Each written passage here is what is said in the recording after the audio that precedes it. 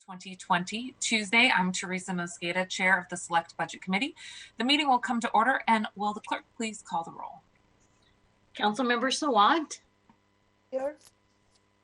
Councilmember Strauss. Present. Councilmember Gonzalez. Here. Councilmember Herbold. Here. Councilmember Juarez. Here. Councilmember Lewis. Present. Councilmember Morales. Councilmember Morales. Councilmember Peterson. Here. Chair Mosqueda. Present. 8 present. Thank you so much. And did you get Councilmember Morales? She's present as well. I did not get confirmation. Councilmember Morales? We'll give her 1 second. I saw her Sure. come on the video. Sorry. Hi. Yes, here. Thank you. 9 present.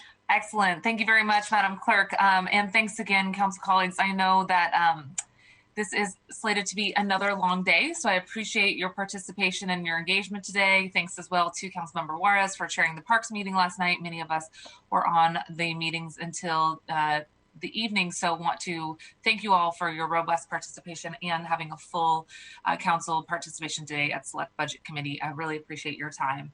If there's no objection, today's agenda will be adopted. Hearing no objection, today's agenda is adopted. Council colleagues, as you can see from the adopted agenda, we have a robust conversation starting here with session 1 with Seattle Parks and Recreation and Department of Transportation. In session 2 in the afternoon, we will have the full afternoon devoted to issues related to the Seattle Police Department. Council Central staff will present issues and options as they have identified through their own independent analysis, and we'll be presenting those issues to the Select Budget Committee.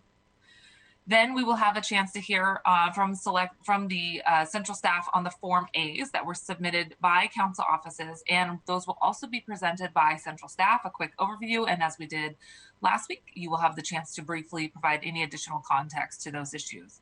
Again, I'm going to try and keep us moving along for the discussion today. So at about 2 minutes, if you are still describing your issue, you'll see me come off of mute. That'll be an indication to try to wrap it up so that we can see if there's any questions from other council members and to make sure that we move along to the other items on the agenda. I appreciate all of your discussions and questions. Last week, we did have a chance to adjourn on time on all of our meetings, so I really appreciate that. And as a reminder, you will have at least a break between 1 and 2 p.m. today for lunch and to make sure everybody gets the respite that they need. We did have quite a few Form A's, as you remember, over 150, and so we want to keep the conversation moving along as fast as possible, but we do want to make sure that we fully understand the issue. So, council colleagues, just a reminder, if you do have questions or issues you'd like to raise, this is not necessarily a debate, but wanting to make sure you get all your questions answered, either from central staff or from the council members. This is a great time to do that.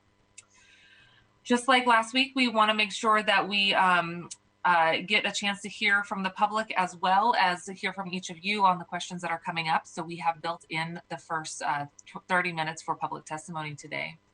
At this point, I'm going to open it up for public testimony, and I want to remind folks it is our extreme intent to make sure that we do get the chance to hear public comment at every meeting, at least for the first 30 minutes. The public comment period here today, we have almost 30 people signed up, so I am going to ask the IT folks to give us just a minute and a half.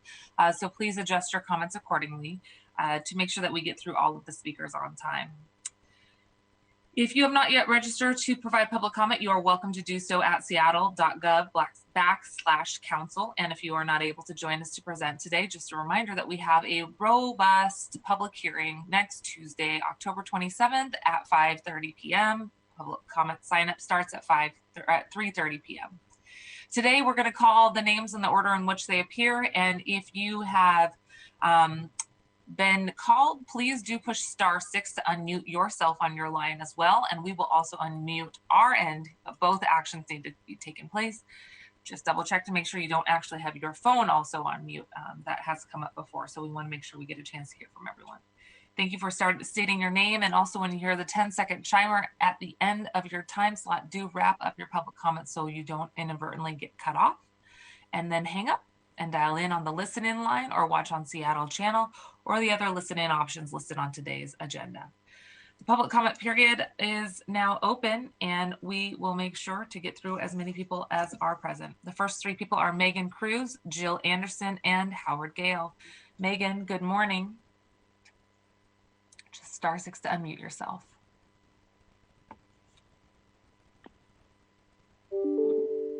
Hi there, Megan. Please go ahead. Hi, good morning. Yes, Megan Cruz here. I'm here to talk about public safety and the budget. I've lived near 3rd and Pike downtown in District 7 for over 30 years. And I'd like to start by saying I really support the new programs, the LEAD, REACH, Health One. Once these are scaled, they are going to make a huge difference in our community. So they're long overdue, but still we have to address violence that occurs regularly in my neighborhood. Much of it is related to an open-air drug market that's been operating for years. The violence that comes out of this area touches hundreds of residents that live within a block of the corner and thousands who catch the bus here daily. I've been caught up in the violence, most recently in January when a man tried to use me to shield him from a group wanting to beat him up. They got me out of the way and pummeled him in plain sight of dozens of bus riders. Looking back, I was fortunate, though, because the next day a woman lost her life across the street when she was killed by stray gunfire. The point is, as we work to change racism and the cycle of violence, it doesn't mean we don't need police. Who else do you call when people are so willing to use deadly force? As you consider today and in the days to come the public safety budget, I ask you to put aside the slogans and the arbitrary percentages. Please keep in mind 3rd and Pike and the other spots in the city like it. Engage directly with the police to see what they need to keep people safe. This budget is one on which lives will depend. Thank you. Thank you very much, Megan. Folks who are on the public testimony list, I'm sorry I did the math wrong on that. We will need to scale it to 1 minute to make sure to get through everybody within the 30-minute time slot. So apologies for that. And Megan, thank you. And we will continue with the list here. Jill, good morning. Hi. Actually, also as a person who has witnessed and been victimized by violence in the community, I would urge the council to defund the police because I resent not being able to call them and knowing that they will safely resolve a situation. We need to invest in community services rather than criminalizing our homeless population who are very often mentally ill and in just dangerous situations and not violent. Drug use doesn't equal violence. It is an illness. And we need to defund the police by at least 50% and reinvest in the community, or else these situations will only get worse. Thank you, Jill. The next person is Howard. Welcome back, Howard. And then the three people after that, Carly Gray, Frank Francisco, and Kwan Wan Lee. Welcome, Howard. Hi, this is Howard Gale from Lower Queen Anne, District 7. Rather than discussing defunding and reimagining our policing system, this afternoon you will actually be discussing giving the OPA, Office of Police Accountability, more money. The OPA has stood by over the last 10 years while the SPD has killed 27 people without any accountability. Your job is to defund the existing failed structures of both the police and the accountability system and support and fund real community oversight, as Councilmember Sawant has just recently put forward. Please, in discussing any police public safety funding today, explain to the public how giving more money to the very entities that ignored the recent murder of Terry Kaver by the SPD will increase accountability or justice. Do not give more money to entities that serve to continue existing police practice. Thank you. Thank you, Howard. Good morning, Carly.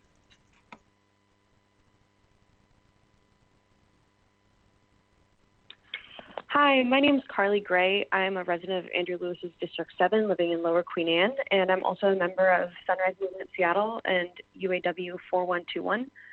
I'm calling in support of a solidarity budget that makes 6 key amendments to Mayor Durkin's budget. First, I support the demand that you've heard in the streets and in countless city council meetings over the last several months to divest from the Seattle Police Department by at least 50%. Those funds that are divested from the police department should be distributed through a participatory budgeting process.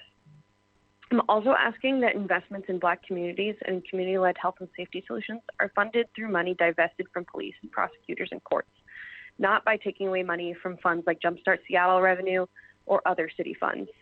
Jumpstart Seattle funds and other city funds should remain allocated to their intended purposes to preserve things like vital city services, transportation projects, parks, and COVID-19 relief. I urge you, council members, to reject Mayor Durkin's tactics and refuse to pit community-identified priorities against community health and safety. 5 months of protests and organizing should make our message more than clear by now. We need a city budget that protects and uplifts Black lives in Seattle. Thank you very much. The next person is Frank Francisco. Frank, we don't see you listed as present, so I'm going to keep going. If you do call in, we'll come back to you. Quan Juan Louis, followed by Naveen Justil, Jim Street, and Mac Mitchell. Quan Juan, good morning. Just *6 to unmute yourself. Still shows you muted on my end, Quan Juan, if you want to try to hit *6 one more time. Okay, we are happy to come back to you. I'm just looking at that icon right there. It still says you're muted. If we can have Naveen, good morning. Just *6 to unmute yourself, Naveen. Hi, go ahead. Hi, I'm Naveen Jasti. I live in Deborah Harris's District 5. I moved to Seattle in 2019 to start medical school. And one thing that's been clear during that time is that treating an illness is less effective and more expensive than preventing it. In the same way, policing responds to crime, poverty, and mental illness with punishment. The budget should divest from SPD by at least 50% to invest in Black communities and community-led programs that actually build up health and safety. That also allows the Jumpstart funds to be used to maintain public services, fund affordable housing, and move towards a Seattle Green New Deal.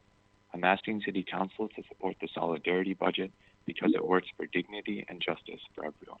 Thank you. Thank you. The next person is Jim. Good morning, Jim. You are unmuted. Hi, this is Jim Street. First, I would thank Councilmembers Strauss and Gonzalez and Sawant for their proposed Office of Sustainability add-backs, the Senior Planning and Development Specialist, the Green New Deal Advisor position, and the Climate Policy Advisor position. These positions were already urgently needed this year to fully staff the planning and other pre-implementation activities needed to carry out carbon reduction actions. Delay on climate action pushes the world closer to the tipping point. Carbon emissions spill over. In the long run, our children, our grandchildren, and the most vulnerable people in the world will pay our carbon emission bill. They'll pay our bill. The losses and delays in the implementation of the Council's Green New Deal actions are permanent. Thank you. Thank you very much. And Mac, you are up next. Good morning, Mac. Good morning. Good morning. This is Mac Mitchell. I'm testifying today for the League of Women Voters regarding the budget and the Green New Deal. I'm currently the chair of the League of Women Voters Seattle-King County Environmental Committee. We have given formative input over the past year to King County's Strategic Climate Action Plan and the Climate Action Toolkit, which are highly aligned with Seattle's Green New Deal goals. Our current role is unique. We work with city councils in King County to develop their climate plans through democratic public engagement, transparency, education, and climate justice. Our committee believes that the city is the real unit of change for climate action. When grassroots ownership and education is deep, then the public will be motivated to vote for more proactive legislation, reducing greenhouse emissions and supporting council members who sponsor such initiatives. Thank you very much, Mac, and please do send in the rest of your comments as well. Grace Chris, followed by Lynn Judge and Jess Wallish. And Quan Hua, if you are still with us, we will come back to you. I just want to make sure we had the chance to get you off of mute. Good morning, Grace. It's Grace Chris. I'm a social worker who has worked for 7 years in a mental hospital in New York City, also worked with the FDNY families after the World Trade Center attacks, as well as teaching social work at Columbia University in New York. So I have experience before moving downtown Seattle, where I now live.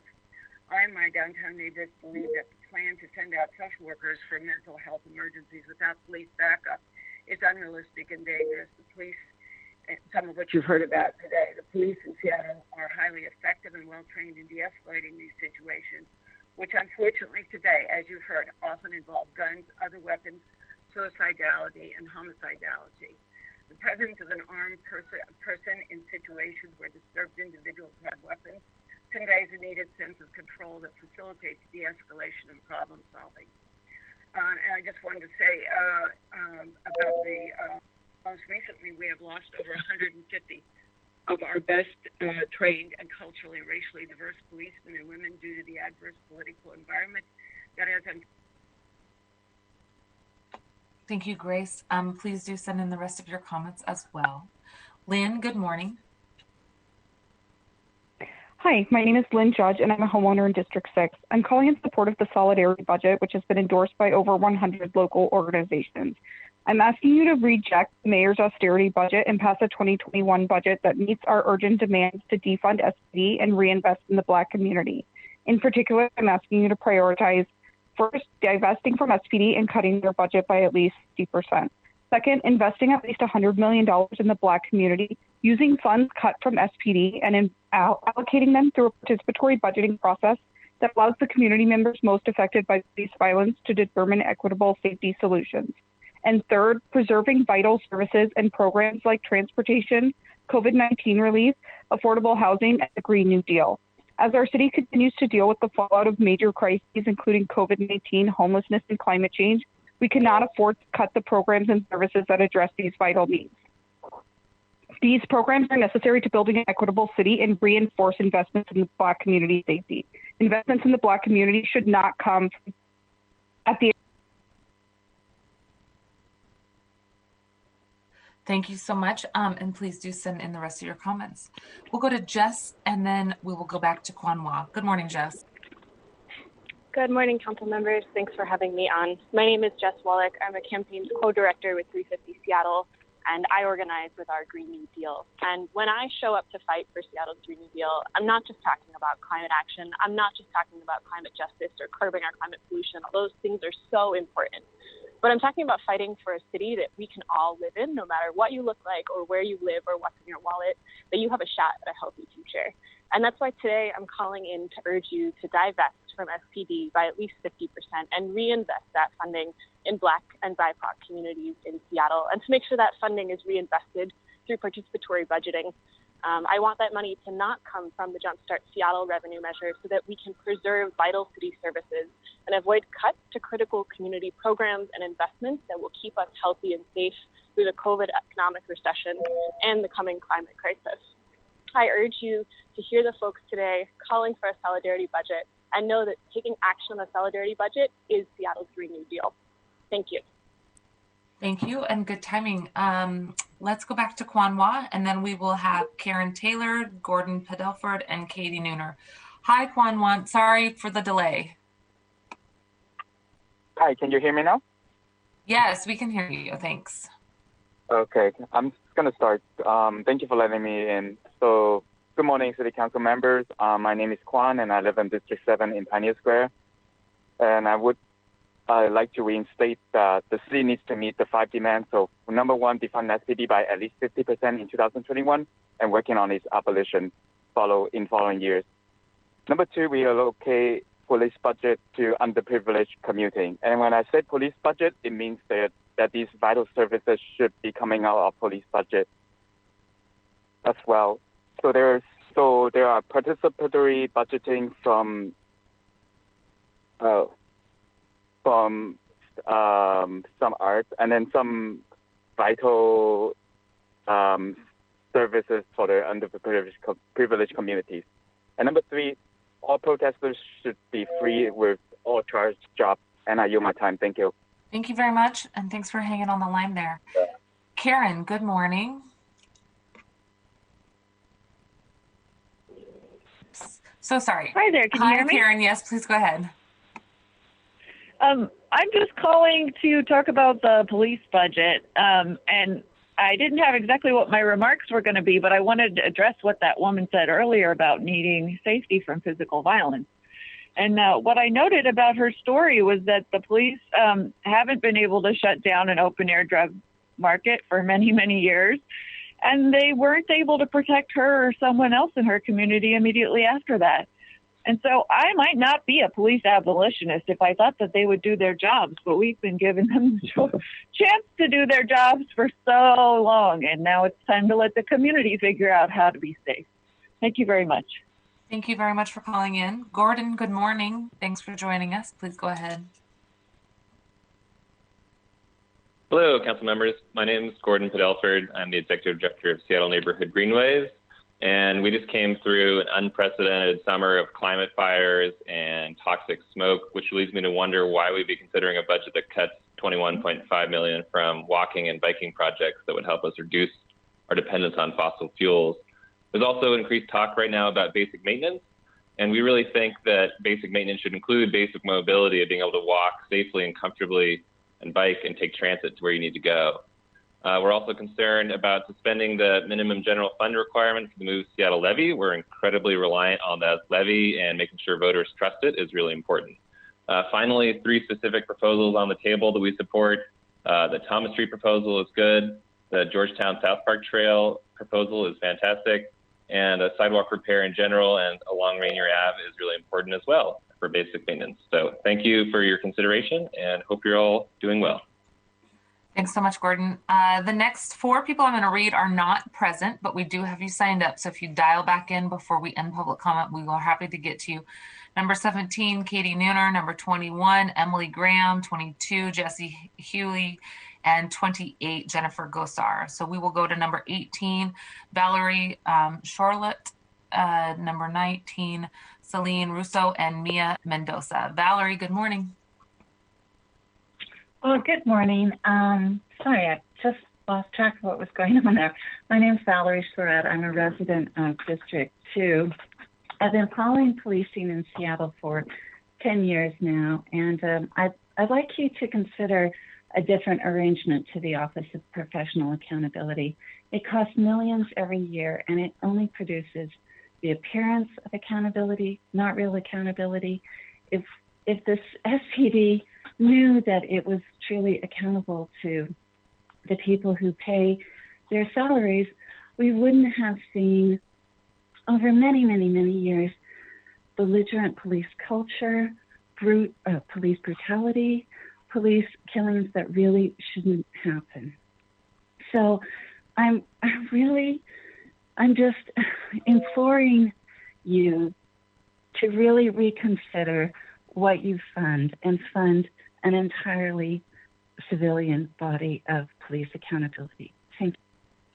Thank you very much, Valerie. Celine, good morning.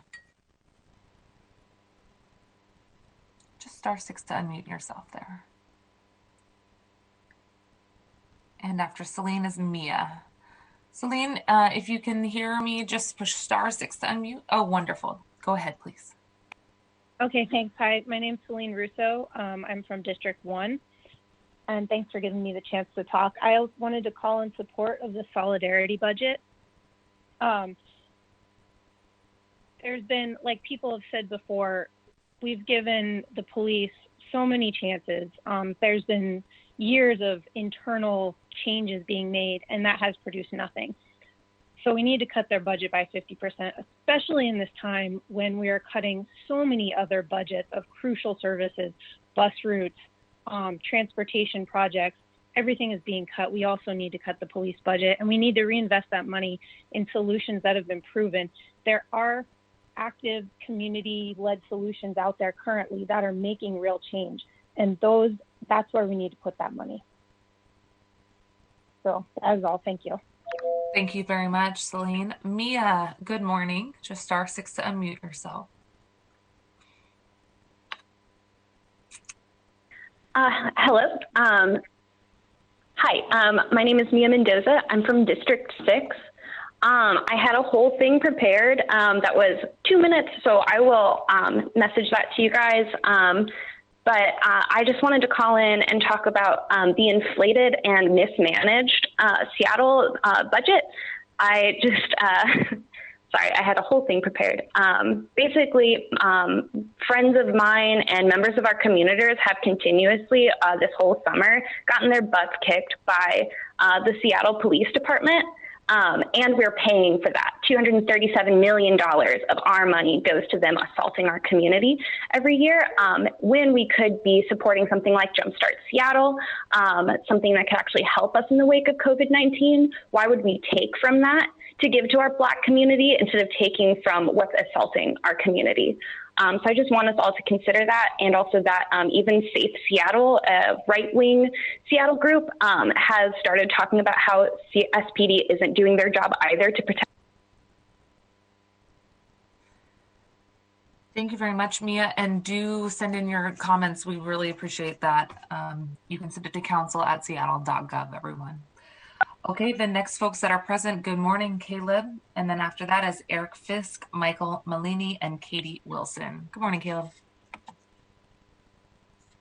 Good morning. My name is Caleb. I live in District 3, and I'm also calling in support of the Solidarity budget. I'm pretty sure that everyone else has put it really well, and so I just wanted to add my voice to theirs and say that I support the Solidarity budget.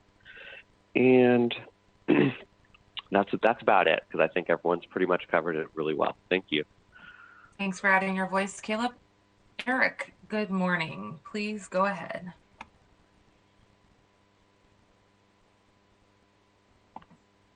Hi, Eric. It looks like you're unmuted on our end. Hi, go ahead. Okay, sorry. Hi, yes, I'm Eric, first-time speaker here from District 4. I've lived in the district for 25 years. I want to talk about fixing Northeast 45th Street for cyclists and pedestrians over I-5. SDOT spent $50,000 planning improvements for cyclists and pedestrians, including adding a protected bike lane, going through the slow climb up into Wallingford from the U District, and adding a Jersey barrier to protect pedestrians, and others going downhill into the U District from Wallingford. SDOT found no adverse impacts from the work, no delays to throughput, no lost parking, no stumbling blocks with WashDOT or other agencies. The cost was estimated at $500,000 to $1 million, and the right time to do the work was when the multimodal improvement project happens for Route 44. Unfortunately, SDOT eliminated the work as part of recent cutbacks, and we would like you to either specifically restore funding for that part of the project or mandate that the work be done as part of the Route 44 corridor. We'd rather see the entire project delayed than have this essential component cut. The language of the levy to move Seattle mandates that SDOT do this work before U District Light Rail opens. Thank you very much for calling in for the first time today, Eric, and please do send in the rest of your comments as well. Appreciate that. Michael, good morning. Hi, my name is Michael Molini. I'm a resident in District 3 and also in support of the Solidarity budget to defund SPD by 50%, at least $100 million going to participatory budgeting to preserve vital services and for community identified priorities. The City Council has commented several times throughout the events of this past month that they are committed to this, and we hope to see them follow through on their actions. Thank you. Thank you very much. And the last three speakers that I have listed as present, so if you've signed up and you don't hear a name, now's the time to call in. Katie Wilson, Anna Zavarts, and David Hines. Good morning, Katie. Good morning. Hello, this is Katie Wilson representing the Transit Riders Union. We support the Solidarity budget. We also support the budget priorities of the Mass Coalition, which you all should have received. We're glad that the council will be discussing restoring funding for the Georgetown to South Park Trail and sidewalk repair on Rainier Avenue. We would also like to see funding restored to the various multimodal corridor projects. And specifically, we ask the council to restore $1 million cut from the Route 44 multimodal corridor project. It's not clear to us exactly what parts of this project are in danger, but we think SDOT's design for upgrades and other improvements is good, and we don't want to see it watered down. With the I-976 decision, Seattle's authority to implement BLS fees is reaffirmed. We support considering an additional councilmanic BLF to raise funds to get transit, biking, walking, and rolling projects back on track. I also want to echo Gordon's concern about suspending the minimum general fund requirement for the Move Seattle levy. Thank you. Thank you very much, Katie. Anna, good morning. Good morning. This is Anna Zivarts, Director of the Disability Mobility Initiative at Disability Rights Washington. And to start, I want to say that we also support the Solidarity budget that divests from police and pollution and invests in community. In the transportation budget specifically, we want to highlight the need to fund the pedestrian transportation infrastructure that those of us who walk and roll and ride transit rely on. BIPOC, immigrants, poor people, elderly, and disabled people are much more likely to have less likely to have a driver's license or access to cars, and we are also more likely to be transit reliant and more likely to walk or roll for transportation. We need accessible and well-maintained sidewalks to be able to get to transit or to walk or roll to services, especially in communities that have faced historic disinvestment. For example, the sidewalks along Rainier are abysmal, and with improvement getting further delayed because of the postponement of the Rapid Ride R, we're not sure when that's going to change. Cut the police budget and fund community needs. Thank you very much. And we do have one of the speakers that I called did dial back in. So the last two that we have are David Hines and Daniel Clark. David, good morning. Good morning, Council. Thank you. David Haynes. I just want to point out that 2/3 of the cops in Seattle are unqualified to fight real crime. Yet racist interim chief who should be fired is further sabotaging crime-fighting units while refusing to require 2/3 who are unqualified to fight real crime to step up and pass the training requirements or be let go for not being qualified and willing. We do not need propaganda cops doing coffee outreach, intimidating, bothering law-abiding citizens, acting fake nice while falsely assuring community they're safe, while saying cops aren't even qualified to fight real crime, yet are allowed to blame innocent poor homeless while refusing to go after drug pushers and destroying lives daily. In a separate issue, is the city council paying the librarians to stay home, or are they in the central and other libraries redeveloping the interior to accommodate the need for personal space and protection from predatory spit sprayers? Thank you. Thank you, David. And the last person that we have present is Daniel Clark. Good morning, Daniel. Hi, my name is Daniel Clark, and I've been a protester since the beginning, off and on, basically. And I want to talk about one of my personal experiences. After being arrested on July 1st when CHOP was cleared out, me and a fellow protester that evening were walking on 6th and James across by the all-city bail bonds when the window broke out in silence. And I turned to my protester and I said, did that actually happen? He's like, yeah. I was like, all right, I'm going to keep on walking. We walked fast, and we walked fast up the hill. And when we turned to our right in that housing building to the right, we saw a police officer going to an unmarked car in the 24-hour parking spot. And then I continued on with my walking. Later that week, I followed up with OPA. It seems that SPD reported about 2 hours later, and it was a 10-millimeter socket that went through the window. Now, I think this was targeted harassment because I was in the jail yelling Black Lives Matter and other chants. And when I came out of the jail, this is what happened to me. And Daniel, thank you for sharing your story. We will also follow up with you and OPA as well. Would like to hear the rest of that account. So thank you for sharing that today. Thank you, everybody. That is everyone who I have signed up for public comment today. Appreciate everybody calling in with various perspectives to provide context for our deliberations today. With that, that ends public comment, and we are going to move into items on our agenda as they appear on the published agenda. Madam Clerk, will you please read item 1 into the record? Agenda item 1, Seattle Parks and Recreation, for briefing and discussion. Wonderful. And I do see Ali Panucci and Tracy Radcliffe from Central Staff. Thank you for being here with us today.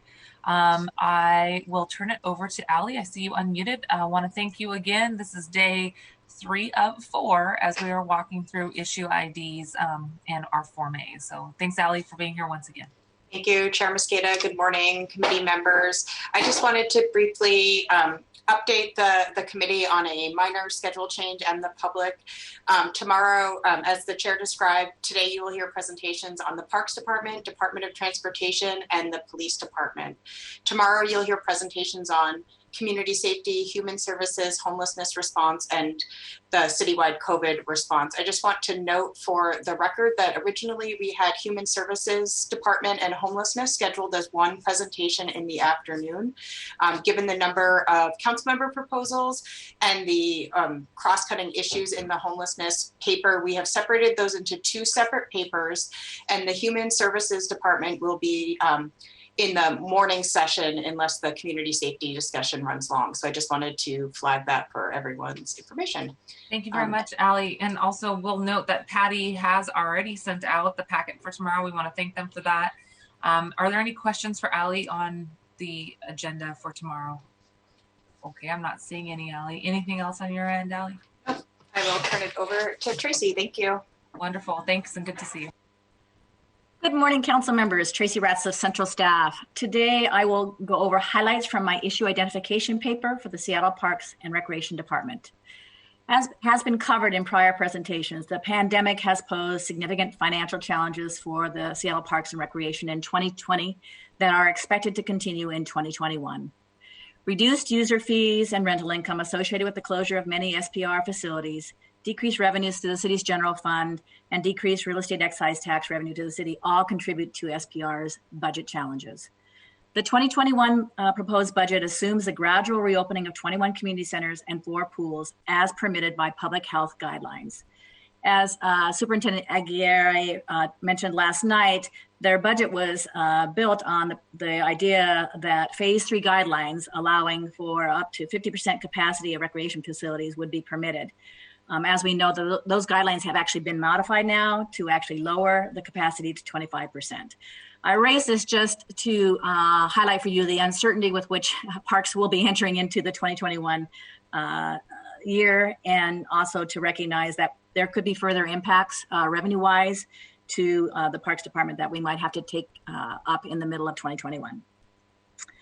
My issue paper gets into detail about the proposed changes on both the capital and operating side that I will not go into today due to time limitations, and the fact that we've had now, this will be our 3rd session regarding the parks budget, having had the department presentation on the 2nd of October, and then last night's session on the MPD spending plan specifically.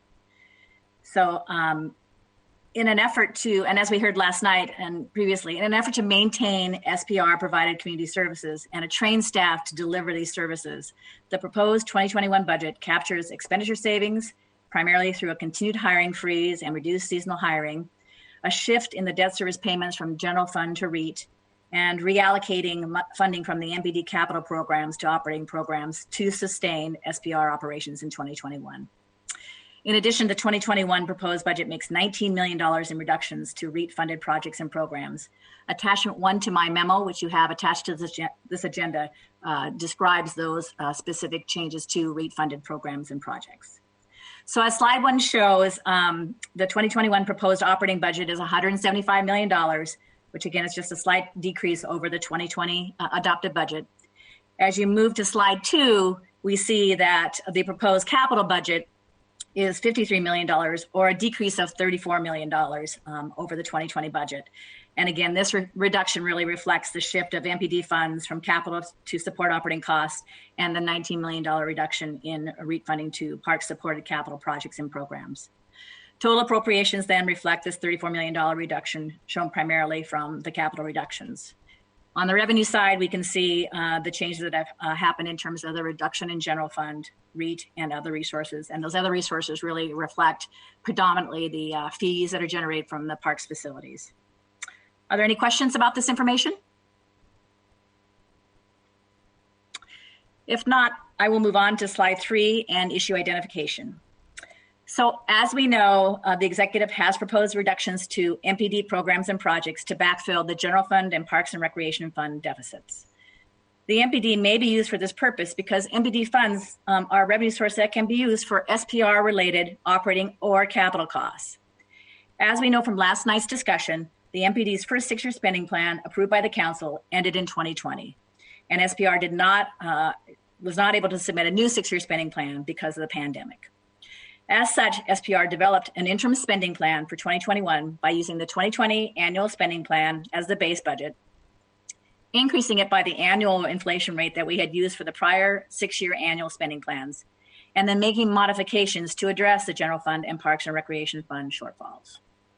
The proposed changes to the MPD spending plan programs that include support of ongoing operating costs versus one-time costs will need to be supported in future years by the new 6-year spending plan, general fund, or for parks fees. Notwithstanding this, the council could propose additional or different reductions to other MPD funded programs to support council-related, parks-related priorities. Any such changes could have programmatic and or potential SPR staffing implications. So your options really include to adopt the changes to the spending plan as included in the 2021 proposed budget, or to modify that MPD spending plan to support council programs or project priorities. Are there any questions about this issue? I don't see anyone raising their hand, Tracy, so you can. Okay. Oh, thank you, Councilmember Gonzalez. Okay, so let's move to slide 4 then, and I will now talk about the parks-related budget legislation. So the first piece of legislation is the 2021-2022 fees and charges ordinance. So this legislation adopts the parks fee schedule for the next 2 years.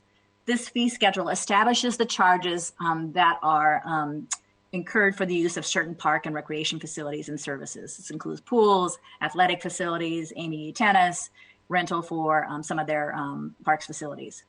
The proposed fees for 2021 and 2022 are unchanged from the 2020 parks fee ordinance, and that change or the holding those fees steady was SPR's desired intent given the current economic downturn.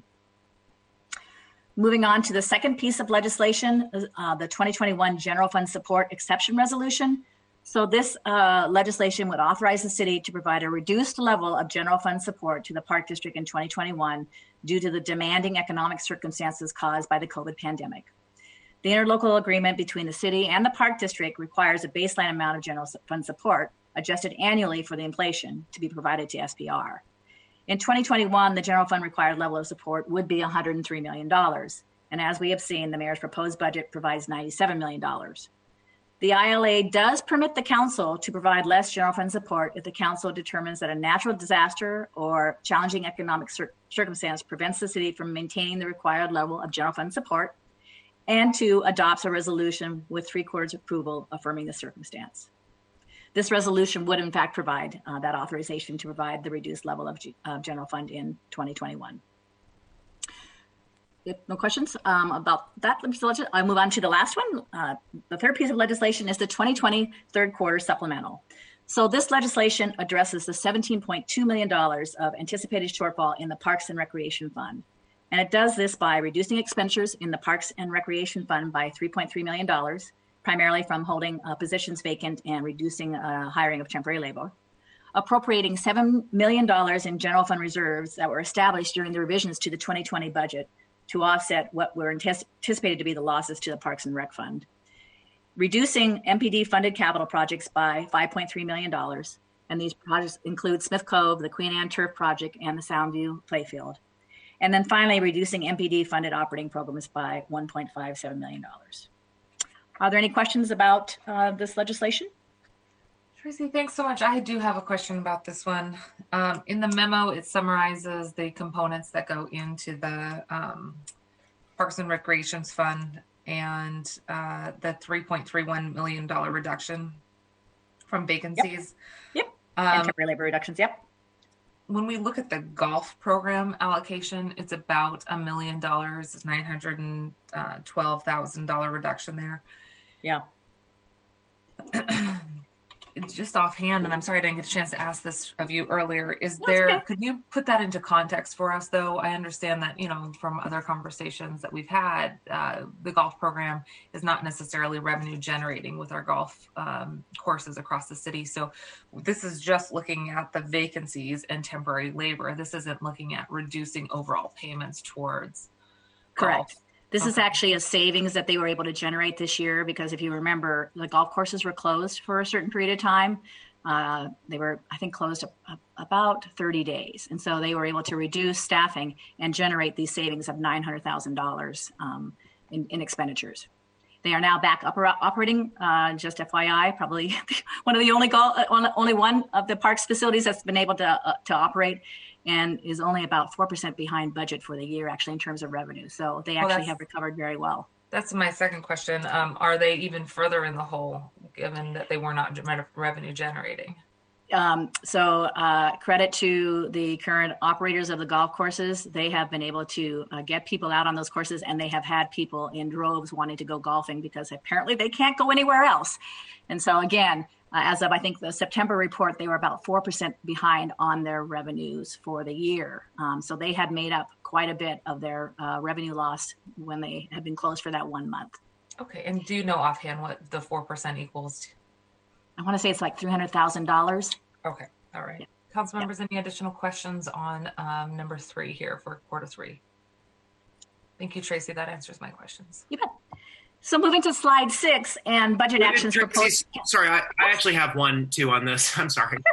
Please go ahead. And I see Councilmember Peterson. I'm sorry if I was slow to see you both. Councilmember Lewis and then Councilmember Peterson. Yeah. No worries there, Madam Chair. So just talking about the those various capital projects that have been put on hold. I know this is the case with Smith Cove, but I asked Director Aguirre about this, or Superintendent Aguirre about this yesterday. Mm-hmm. But I'm curious how much money is tied up from other sources in Smith Cove, in addition to the money on our side in our capital reductions, and whether that's at risk. I'd like to maybe see. I mean, if you can't answer with all the details here, that's fine. But I'd like to maybe see a summary of, how much money would potentially be at risk, and whether that money could be put on hold until later to resume those projects. Just because I know with Smith Cove in particular, there's been a lot of organizing around that over the years to get that in place. I know that Councilmember Bagshaw, that was a big priority for her. I would like to make sure that if that is frozen, that we are also able to rely later on the intergovernmental funds for that critical project. So I wonder if you could touch on that a little bit. I could. And then as far as those other projects in there too,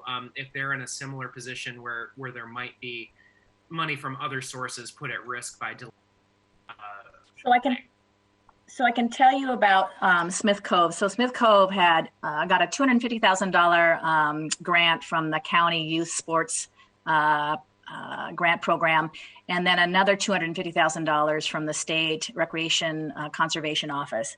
I need to follow up with Parks to see what the requirements are for the spending of those dollars, to see if a delay in this project will put those funds at risk. And I already have that question into them from last night.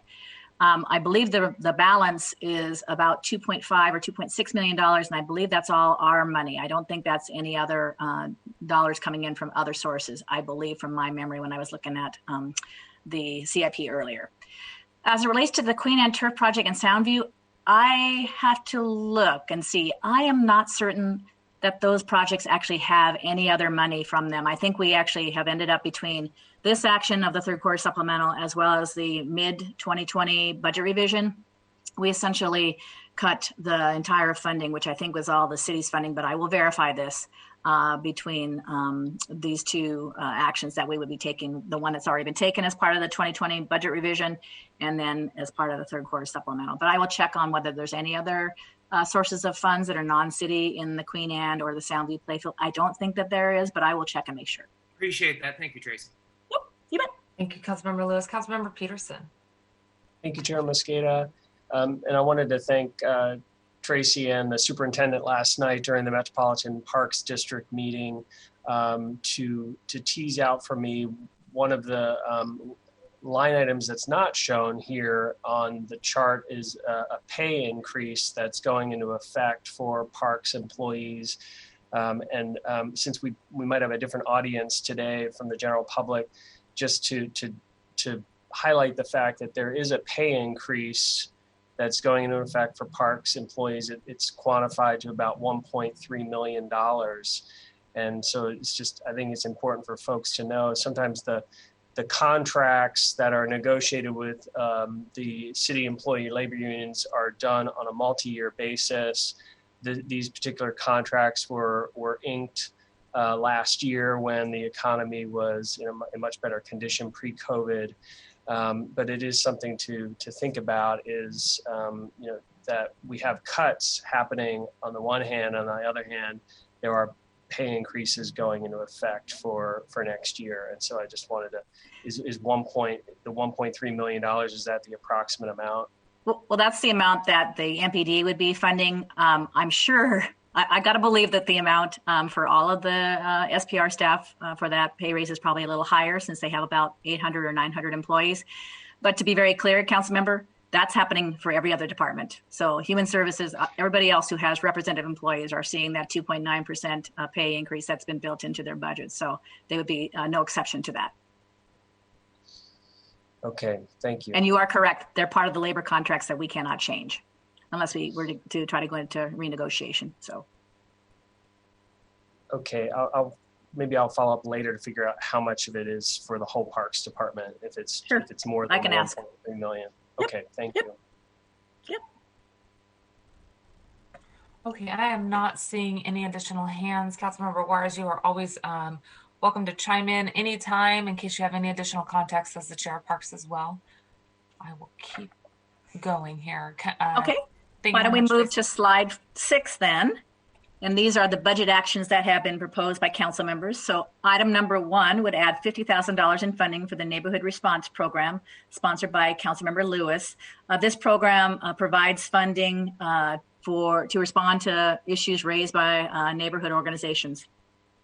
And this program was cut by $50,000 in the mayor's proposed 2021 budget. Excuse me. Lewis.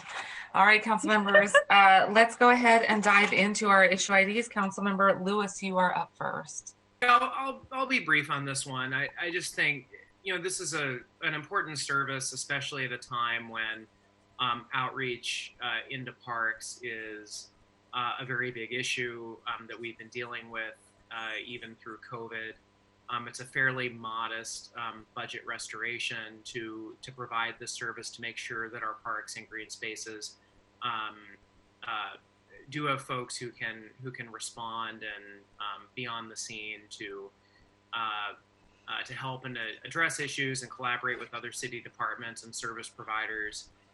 And just wanted to put this out there and make sure that we keep this in the budget now more than ever. And just to be clear, there is still $200,000 that remains in this program after that $50,000 cut, and that's shown. You can see that in attachment 1 to my memo. It shows what's being proposed for a cut and then how much remains in that program. Just for a full information there, folks. Right. Thanks for that clarification, Tracy. Sure. Yeah. You bet. Very helpful. And hold for just 1 second. I want to just double check. Councilmember Juarez, I see you unmuted. Did you have anything else you wanted to add for context as we go into the council member Form A's? Yes, I apologize. I thought, anyway, I'm unmuted now. I wanted to just make just a few comments before we go into the 8 requests, 5 which are Councilmember Lewis's, and I do appreciate and know the history of Smith Cove and all of these programs. And this is just what we've learned from working, obviously, with Superintendent Aguirre, his staff, and Tracy. And this is just a general where I'm at as the chair of this, just to be straightforward and candid. A lot of capital projects, feasibility studies, and programs, particularly the outdoor ones, are going to be on pause. It's like what we're seeing at Sound Transit. These programs are on pause, and as some of you know the saying as a lawyer, delayed but not denied, only because we're dealing with COVID and only because we've had to shift to backfill the general fund and having the opportunity, if you will, or even some cities don't have this, having the Metropolitan Park District funds that we can actually use those funds for the general fund for the parks. So I'm hoping, and I think we're hoping that by the third quarter 2021, that things are going to look a lot different. That's what we're shooting for. I may be speaking out of school a little bit. I think I shared this with you, Madam Chair, and some of my conversations with Parks. I'm not going to try to hold ourselves to the third quarter of 2021, but I'm just not inclined. And I understand where Councilmember Peterson is going to on the salary raises. And again, we know that those are locked in through union contracts. And I just really want to give a big shout out, because I don't think people understand or don't know this. A lot of these employees for the parks, in which we've not laid off anybody, our main goal was to keep staff in their jobs and people in place, have been doing things that are not in their job description, have been deployed in other areas where we need it the most, as you know, community centers, hand washing stations, sanitation, emptying garbage, doing the things that they normally wouldn't do. We had well over 60 people that just showed up to volunteer to be park ambassadors. So again, I don't want to sound like a broken record, but parks and library staff and their leadership and their boards have really come through to fill in those holes and be that safety net for people who are experiencing homelessness and those frontline workers that need childcare. So I don't want to be, Debbie Downer here, but I'm not inclined to support any of these requests for those reasons. Not that they're not good projects and they shouldn't go forward, but just the basic, if anything ever got hit hard for COVID, everything did. But a lot of these programs require us to be in community and require us to be outside and require us to interact to build these big projects. So that's where we're at right now. So I just want to share that. And I'm trying not to sound so negative, but I just want to be very upfront and transparent. So thank you, Madam Chair. Thank you. And thank you for that context, Councilmember Juarez. I also think about many of the essential workers that receive, for example, hazard pay or COVID support pay as they were putting themselves in harm's way to take care of our community. And I think a lot of our parks folks are providing critical services, as you just articulated. So I want to echo your appreciation for their work, and thank you for helping to put that into context.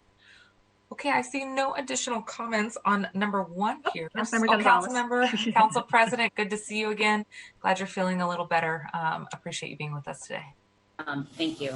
I am gonna ask some general questions about the parks budget in light of a couple of remarks that I've heard. I appreciate Councilmember Juarez reminding us of those practical challenges and realities as it relates to the CIP proposed funding in particular.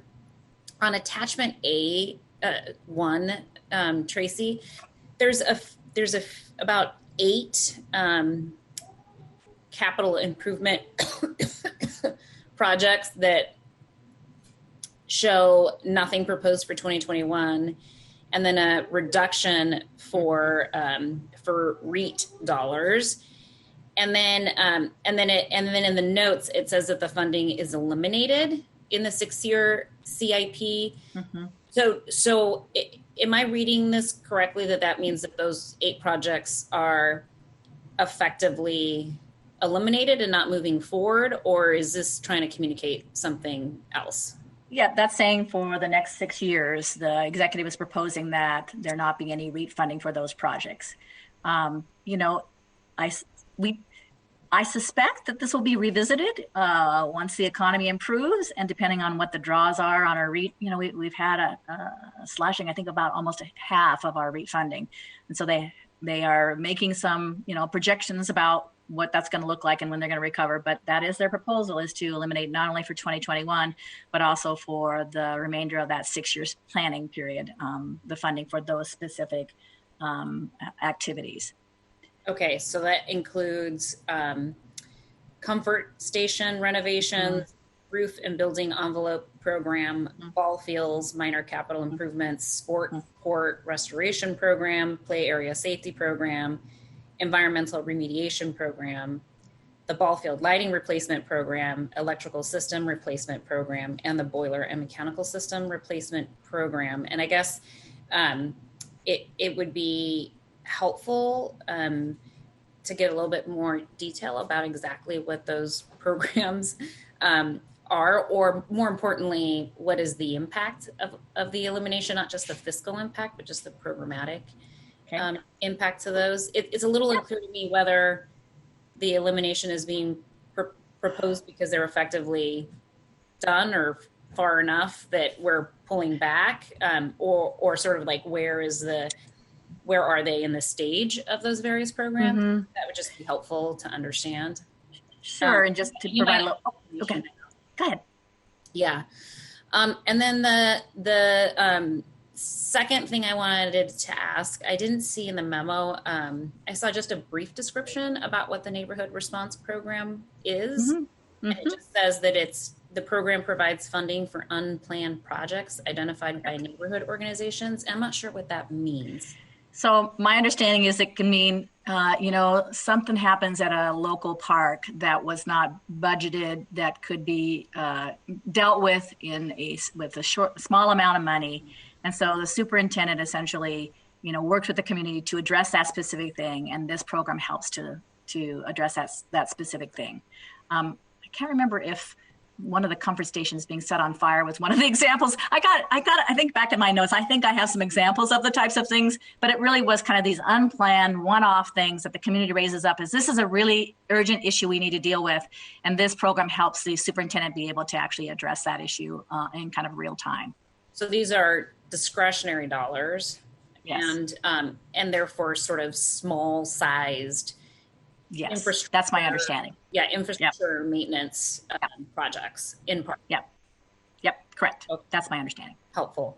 And the last thing I just want, it's a comment, not a question, but I just want to be mindful of the conversation around payroll increases for city employees, particularly for two reasons. The first being that we are a high road employer at the city of Seattle, and that means that we have a significant amount of bargaining units at the city. I think at last count we had about 156 bargaining units with various unions across the city family, and the appropriate place to have conversations about issues related to salaries for employees in specifically proposed AWI increases that have been approved already by the city council and that are memorialized in a contract, that those conversations be had with the Select Labor Committee and eventually through the Labor Relations Policy Committee as required by Seattle Municipal Code. And then secondly, as we continue to have conversations about AWI proposals that have already been approved, commitments, I should say, they're not proposals anymore, contractual commitments, that we keep in mind the significance of proposing not to move forward with those commitments without really evaluating and taking into consideration the race and social justice impact of proposed reductions in those AWIs, in addition to our obligation to continue to negotiate in good faith with our labor partners on those particular issues. And so I just want us to be mindful of that. And that doesn't mean that we're not going to have those conversations with our labor partners. And it also means that that we will continue to make sure that we are looking at ways to not lay off a significant amount of employees or any employees at all, if we can, through this economic period in the city. But I just want to really lift up those points as it relates to ongoing concerns about salary increases. And Parks, I think, is one of those departments where we see a huge, sometimes a very large disparity in pay between field workers and management and people who aren't in the field within Parks. And so for me, the RSJI impacts of exploring a rollback on AWIs is pretty acute in terms of my concerns around RSGI impacts. So I just wanted to make a general comment about that, since I continue to hear about the potential to pull back on commitments the city has made with labor partners around AWI increases. Thank you, Chair. Thank you, Council President. I really appreciate your questions and the last comment as well. Look forward to having more conversations about how we support our city family as we move forward. Are there any other questions on the general presentation before we move forward with the Form A's as presented by council members? I do have one more question then, Tracy. I'm sorry to sort of pause in our analysis here of the Form A's. It is a question related to item 3 in the budget legislation. And if I'm understanding correctly, on page 7 of the memo that you provided, we have in the last paragraph here describing the third quarter supplemental that the grants are being used for park program updates to make improvement in low-income neighborhood. Work is performed by the Seattle Conservation Corps, a job training program for formerly homeless individuals that is run by Seattle Parks.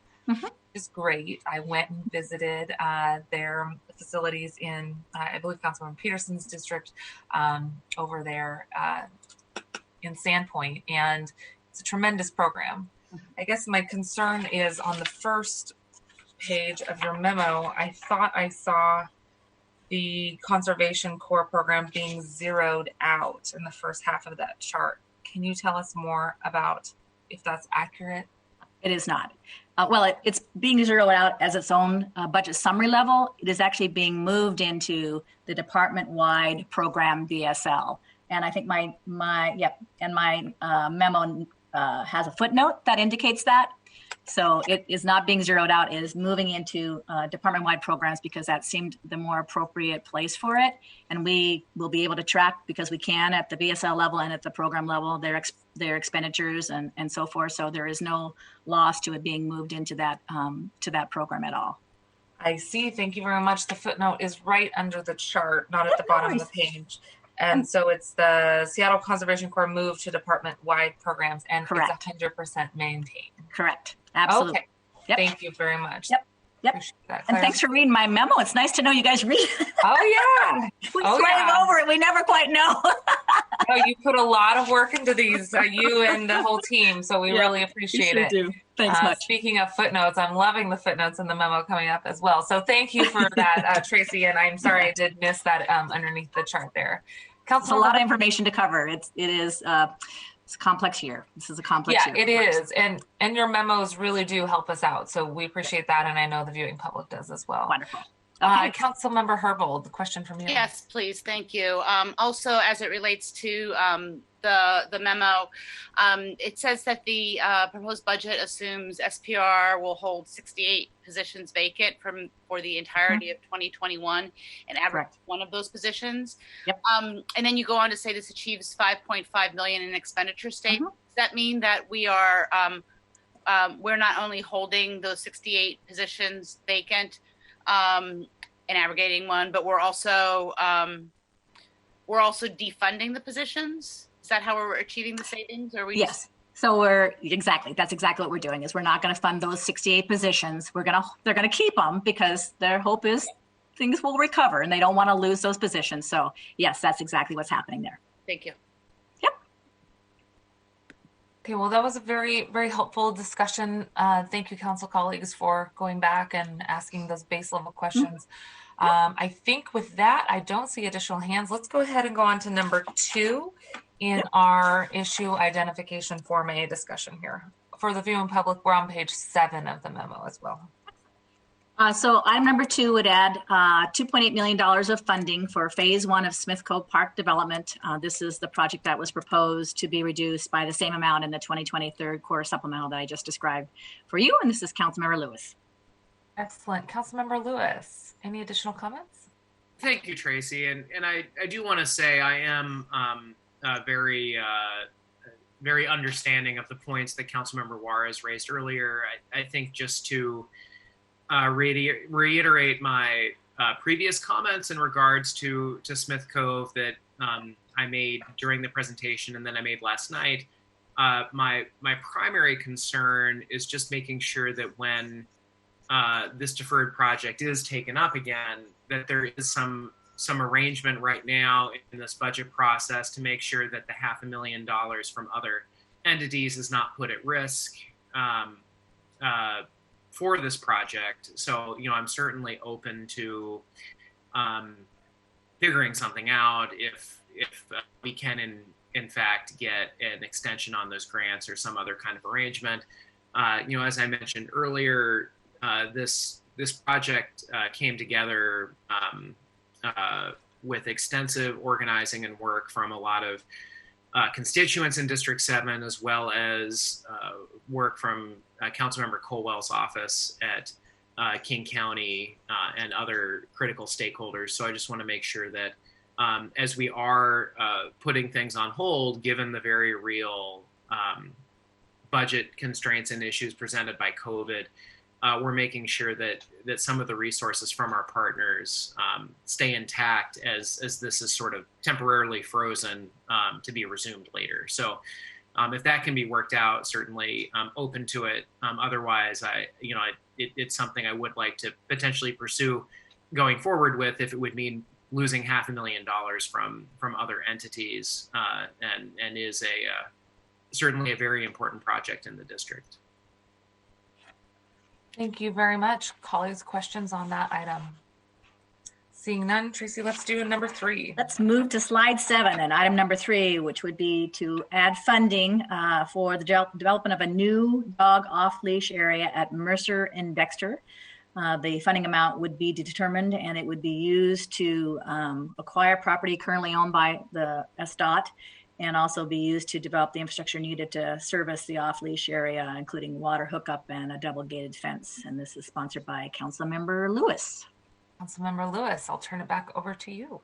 Right. So this is a site in the district that I've been talking to the South Lake Union Community Council about, that is currently SDOT property that was essentially created through the Mercer Street project. It used to be a massive concrete hole in the ground where an arterial was. It is now a strip of green space that is currently used in an unsanctioned way as essentially a dog park. And there is interest in the South Lake Union Community Council in developing it as such. I think moving to Form B land, what I would like to do to change this is maybe figure out a way to propose transferring in a land bank kind of capacity this strip of land from SDOT to parks, and exploring that with the mutual departments. My understanding from talking to SDOT is they do not have plans to use this property, and then we could pursue some other way to use it in parks at some future date, but to preserve those options, would like to through this budget cycle pursue transferring the parcel to parks. So as we move to Form B land, that's probably how this will be repackaged, and to defer any additive or additional planning until we're in a better budget situation, or in the context perhaps of the parks capital projects in the Metropolitan Parks District as we take that up next year. So in the meantime, would like to, as we get to Form B, I'll probably revise this to be more of a departmental transfer of the land. And just to be clear, that will likely mean dollars to facilitate that transfer, depending on what the source of funding was for the purchase of the SDOT property. My understanding is they would have to be compensated for that. And I think Calvin Chow, I'll discuss with him that issue, but I think that's how that would play out. So probably he'll still have to come with a price tag for the property acquisition. But happy to look into what that would entail for moving to the Form B. Thanks. Yep, exactly. And we're already looking at getting you some numbers on that. Thank you, Councilmember Lewis, for flagging that potential change for us. Colleagues, and then questions? Okay, let's move on to number 4. Item number 4 would be adding $46,800 in funding for security at the Daybreak Star Cultural Center. This is Councilmember Lewis. Thank you so much. So this was raised. Daybreak Indian Star Cultural Center is located in Discovery Park. They've been having issues with break-ins and other kinds of property crime that have been occurring at their cultural center. which is a very important community gathering space. This is the request that they sent to my office in a letter for some kind of additive security measures that could potentially be supported by the city, just to make sure that they can keep a close eye on these important cultural gathering spaces and prevent vandalism, property destruction, and other kinds of activities from happening in these really important spaces. I mean, this is the number that they've provided. I don't know what the final, if there might be a way to reduce it going into the next phase to get at what they programmatically need to provide this extra assistance. But I did want to bring this forward. They're great partners in District 7 and excellent partners in Discovery Park. And you know what is happening to these really important gathering spaces is really concerning to me and a lot of members of the community. So wanted to bring this forward to this forum and make sure we could see if there is something we can do to help alleviate this problem. Thank you, Councilmember Lewis. Any questions? And I would say I could distribute that letter I received from them as well if any council offices are interested. Thank you so much. Any questions or comments on this item? Okay, seeing none, let's move to slide 8 and to item number 5, which is the adoption of a statement of legislative intent to determine activation strategies for the East Queen Anne Greenbelt.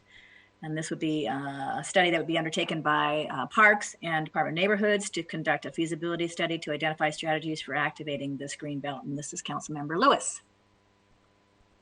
Councilmember Lewis, I know exactly which greenbelt you're talking about. I used to live right there. Please tell us more. Yeah, so this has been, it's not only the Greenbelt, but also adjacent. There is a park, McLean Park. This has been a particular area of interest for the Queen Anne Community Council for a while. There has been great community interest in potentially developing a dog park here as well.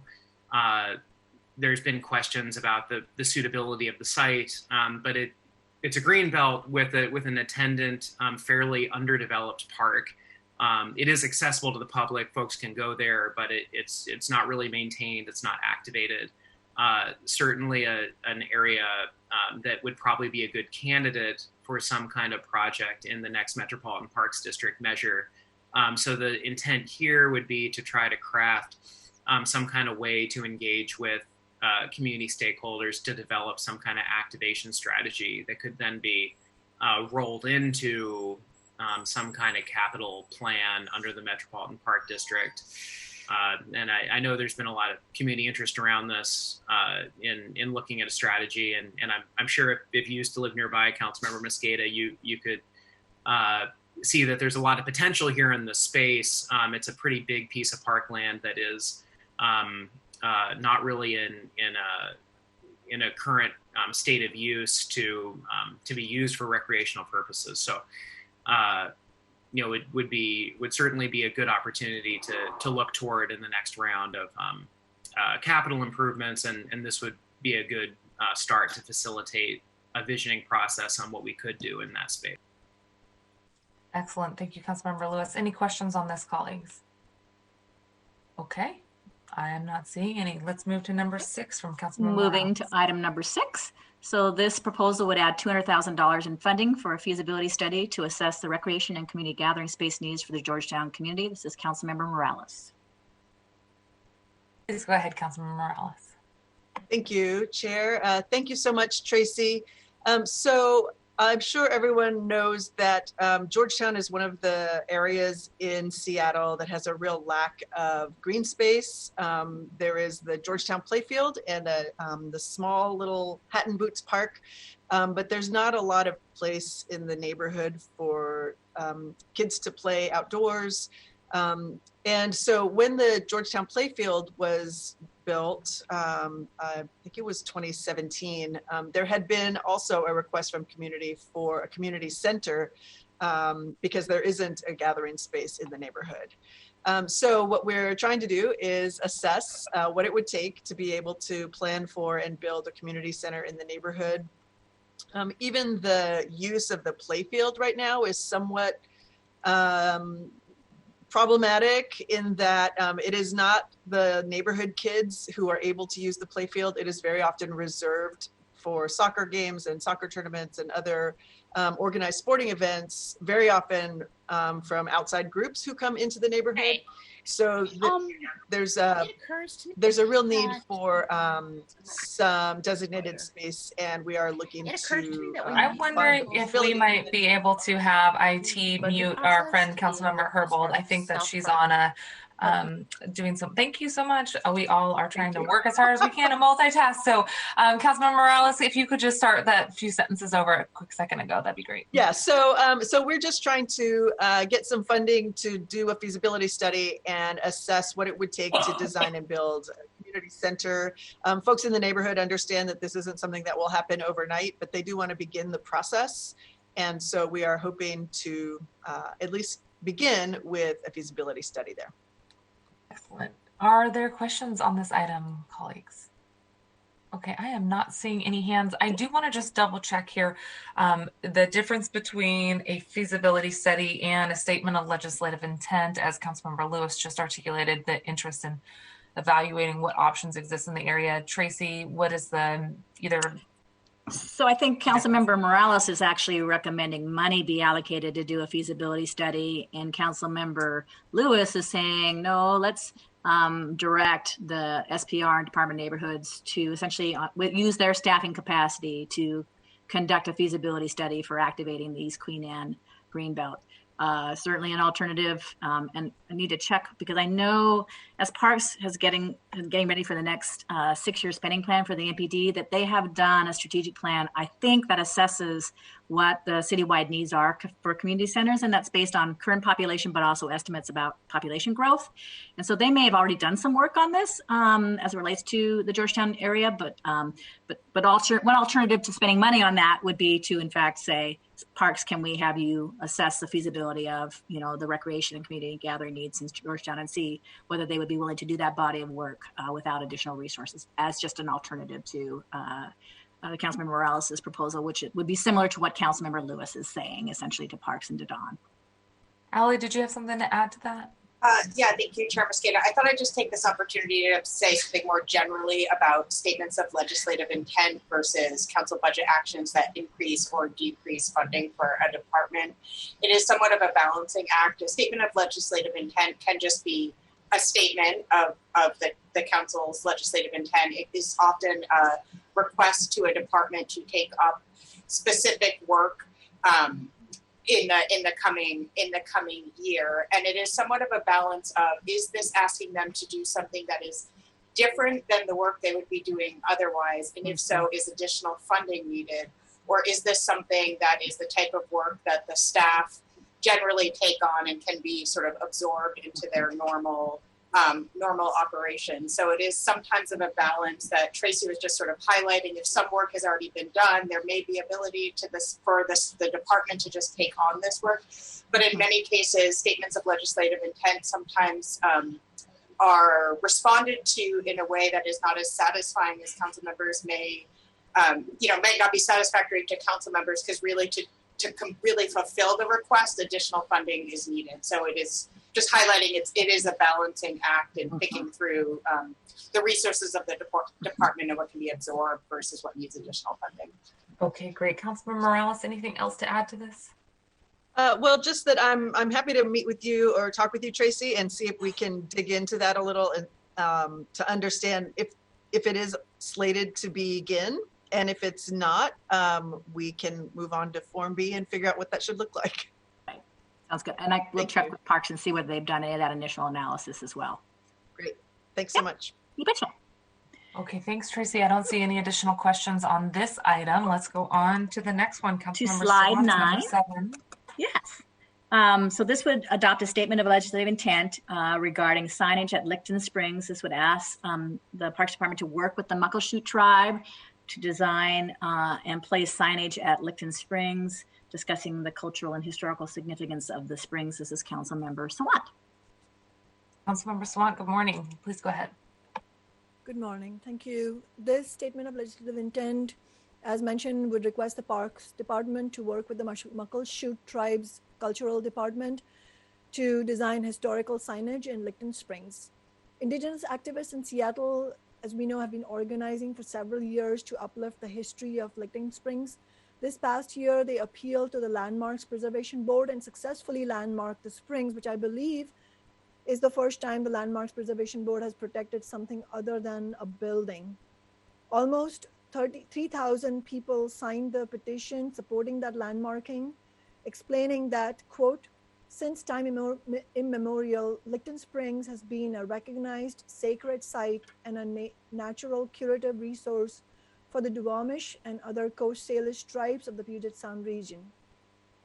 For countless generations, Coast Salish people have gathered at Licton Springs to harvest the sacred red ochre medicine used for traditional healing, ceremony, spiritual renewal, and celebrations. Licton Springs is one of the last remaining cultural and holy places of the Duwamish and other Coast Salish people, unquote. So that's from the petition that 3,000 people signed. And I wanted to congratulate all the organizations in the indigenous community, including UNIA, the Urban Native Educational Alliance, for spearheading that petition. And I'll just end by saying that community activists are requesting that the Parks Department work with the Muckleshoot Tribe's Cultural Department to design the signs and to honor that history. Thank you very much, Councilmember Sawant. Any questions or comments? I'm seeing none. Let's go ahead to number 8. Okay. And the final item would be to add funding of $48 million to backfill the loss of general fund and other resources to the Department of Parks and Recreation in the 2021 proposed budget. And this is Councilmember Sawant's proposal. Thank you, Councilmember Sawant. Thank you, Chair Mosqueda. Like I mentioned in the Budget Committee meeting that we had last Friday, the budget proposed by Mayor Durkin contains draconian budget cuts, slashing funding to parks, transportation, housing, and libraries. In the Department of Parks and Recreation, the mayor has proposed cutting $48 million, $41 million here in the 2021 proposed budget that she has sent to the council, and a further $7 million in the 2020 third quarter supplemental budget, for a total of $48 million. Her budget proposes closing community centers and pools and deferring maintenance and other capital work. However, as we discussed on Friday, and as many council members stated, there's nothing inevitable about these budget cuts. It's not an act of nature. They are a policy decision if the budget cuts go through, then they would be a policy decision by a political establishment that would rather close community centers than increase the taxes on big business, which we know is a viable and legal avenue for us to shore up the budget to eliminate all the cuts. So this budget amendment would restore all the $48 million that are being proposed to cut this year, with the intention that it should be funded by increasing the tax rate of the Amazon tax, which I won't go over in detail as I presented that in the Budget Committee last Friday. Thank you. Thank you very much. Any questions, colleagues? Okay, I do have a question for clarification, and I think this gets back to some of the charts that central staff have offered on the first page of many of the memos we've already reviewed. You know, for example, when I asked the question about Conservation Corps, if you just were to look at the chart and not the footnote, it does look like Conservation Corps is zeroed out. It says 100% cut there. But then when you look at the details, it's actually a transfer. So just for clarification, on the parks, for example, here, when we talk about $48 million to backfill the proposed cuts, as Councilmember Sawant just articulated, is part of the $48 million including transfers, and those programs are actually being maintained in other departments? Can you offer clarification on whether there's $48 million in total cuts here? No, if you do the math between 261 and 228, you get, I think, $34 million reduction overall between the 2020 and 2021 budget. I don't really know where the $48 million figure came from. It was on the Form A, so maybe Councilmember Sawant can explain that. Okay, thank you. Councilmember Sawant, anything to add to that? I mean, we can look at it again. We're always happy to keep making sure that our numbers are right. But as far as my office has checked, and we have checked multiple times, $41 million is the cut to the general fund to parks, plus the $7 million in the 2020 third quarter supplemental budget is what we are aware of. Okay, thank you, Councilmember Swan. And I may follow up with you as well. I think it is important for us to just make sure that the viewing public as well knows if there's an overall reduction, are those services going away, or in some cases, are there services that are being accounted for as a cut, but they're actually being transferred to other areas, just so that we are. Go ahead, Councilmember Sawant. Sorry, didn't mean to interrupt you. I apologize. I was just going to add, I forgot to add that as far as I understand, the $41 million figure is actually in the mayor's in her budget, in the introduction. I'm not sure why central staff are not seeing that, but we will check back in with central staff. But we didn't sort of derive the number. It's actually there. So I just want to share that. Yeah, I think central staff is accurate in their overall question that I just asked, which was, is there a cut? And I think you're also accurate that there is a reduction in the overall department. The question I'm asking is really for the viewing public and for all of our council colleagues, is an actual cut in services, which I think is different than has some of the money been transferred to other departments. So I just want to make sure that you hear where I'm coming from in my question, and also central staff hear me saying I fully support the answer that they just provided as well. It can be both and.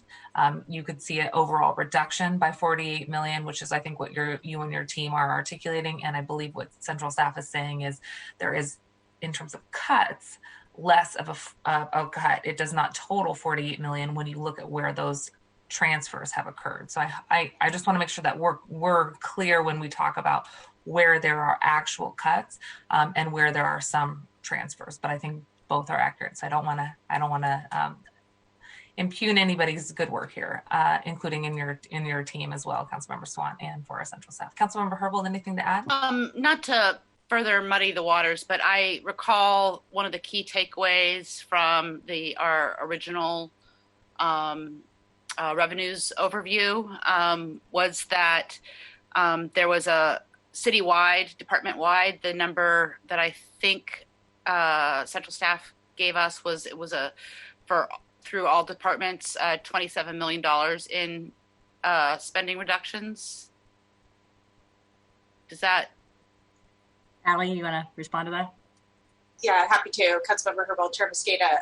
So it is it's a both and, as Chair Mosqueda mentioned. So in looking at the details of the mayor's proposed budget, if you look line by line, every cut is sort of listed separately, and then ads are often listed separately. So as an example of how we get to the net, for the creation of the Office of Emergency Management, about $2.5 million is cut from SPP's budget, and then a similar amount is added to the new Office of Emergency Management. There's about a $20,000 difference, and there's a $20,000 add to reflect increased costs for those services. So the number we have been presenting in that general fund balancing analysis was that net overall, that in total, if you take all the cuts and all the ads, it results in overall a $27 million reduction. I believe Councilmember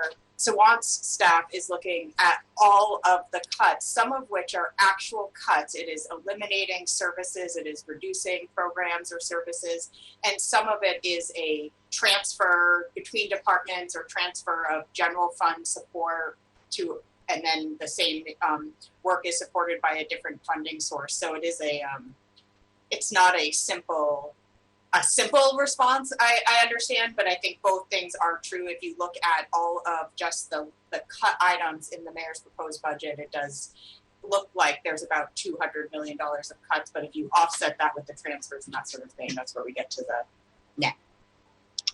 Appreciate that clarification. Councilmember Herbold, please go ahead. And so just as a follow-up, I mean, if what we wanted to do was to restore funding for reduced services, the number that we're looking at citywide is the estimated central staff $27 million. I wish it was that simple. Correct.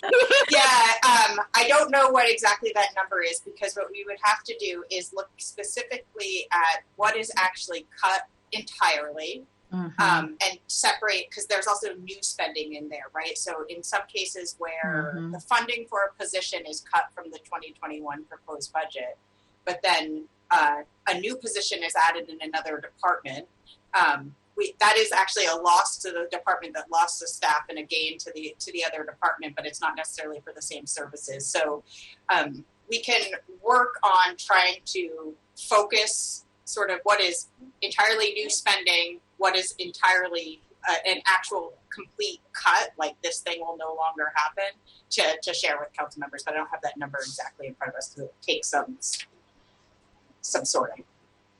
Thank you very much. Councilmember Sawant, to close us out on this item, did you have a last comment there? Yes, I just want to preface what I'm about to say with just reiterating that we will continue to discuss with central staff to revise and fine tune the numbers. And I agree that sometimes the interpretation of the numbers is different, and I'm not. I accept that central staff's interpretation of some numbers might be different. But just to clarify the numbers themselves, if you do the subtraction of the 2020 parks budget and the difference between the 2020 parks budget and the 2021 parks budget, that's 35 million. And then if you add to the 35 million the cost of living increases that are now removed, then it adds up to 41 million. That is my understanding, which is what was cut from park. So it's not the services that are offset, but we have to take the COLAs into consideration as well, the cost of living adjustments. But as I said, we will continue to discuss with central staff. Yep. Happy to work with you. Excellent. Well, that brings us to the end of the presentation and an overview of the memo. I think this is up there for any reminders on where we are at. Tracy, anything else on this? Nope, I think we've got it. Thanks so much. Okay, well, we appreciate your time and thank you for walking us through this memo. We know there's much more to come here and appreciate the dialogue and interest in parks and recreation. Let's move on. I see Calvin up there. Hello, Calvin. Thanks for joining us today. If you want to introduce yourself for the record. And before you do that, Madam Clerk, could you please read item 2 into the record? Agenda item 2, Seattle Department of Transportation, briefing and discussion. So on my agenda, it says that we are going to do this at 11:05, which I'm really excited about. We are right on time. Calvin, let's have you introduce yourself and take it away. Morning, council members. I'm Calvin Chow with Council Central Staff, and I just wanted to thank Patty Wigren, who is running the slides for us today. I have a fairly long memo that's attached to the agenda, so I'll be covering sort of the highlights of that memo. Please feel free to stop me and pose any questions that you have as we go along. I'll try to keep us going at a fairly high clip because we have a lot of material to cover. Next slide, please, Patty. So our first couple slides just do the budget summary comparison table, and I wanted to just take a moment to mention that this can be a little bit confusing. So for instance, this is showing the expenditures and the operating and capital portions of SDOT's budget. The operating subtotal you will see goes down by about 18.3% from 2020 adopted to the 2021 proposed. But this is complicated by a couple of big swings in dollars that we'll get into in the paper. The most important ones are that the existing Seattle Transportation Benefit District transit measure, which expires this year, generates about $65 million or something like that of funding for bus service. In 2020, that measure expires in 2021, so it is not shown in this budget. So that is one of the significant decreases. And then in addition, this budget proposes to move the parking enforcement officers from SPD to Seattle Department of Transportation. So that is an increase of personnel and budget. So if you take those items out, the actual operating expense is reduced by about 2.5% or so. In the bottom section, the capital appropriations are also showing as decreasing by about 17.3%.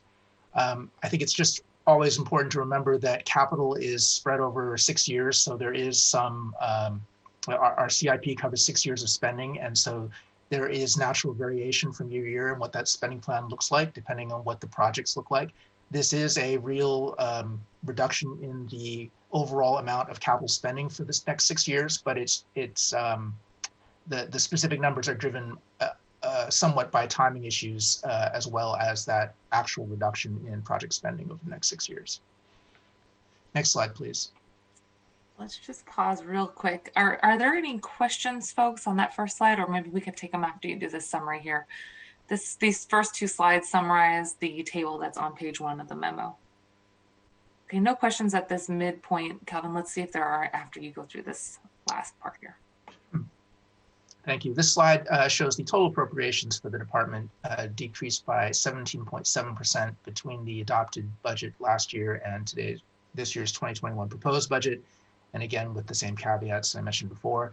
And then you can see the PEO officers reflected in the increase of total FTEs, which is a 12.6% increase.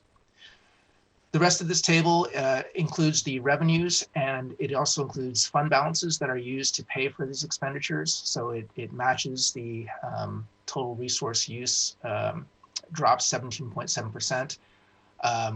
Just want to highlight for folks that general fund is a small portion of the funding that goes to SDOT. The rest of the resources are, generally speaking, transportation restricted funds. The department does get real estate excise tax, which has some other uses that it can be used for, as well as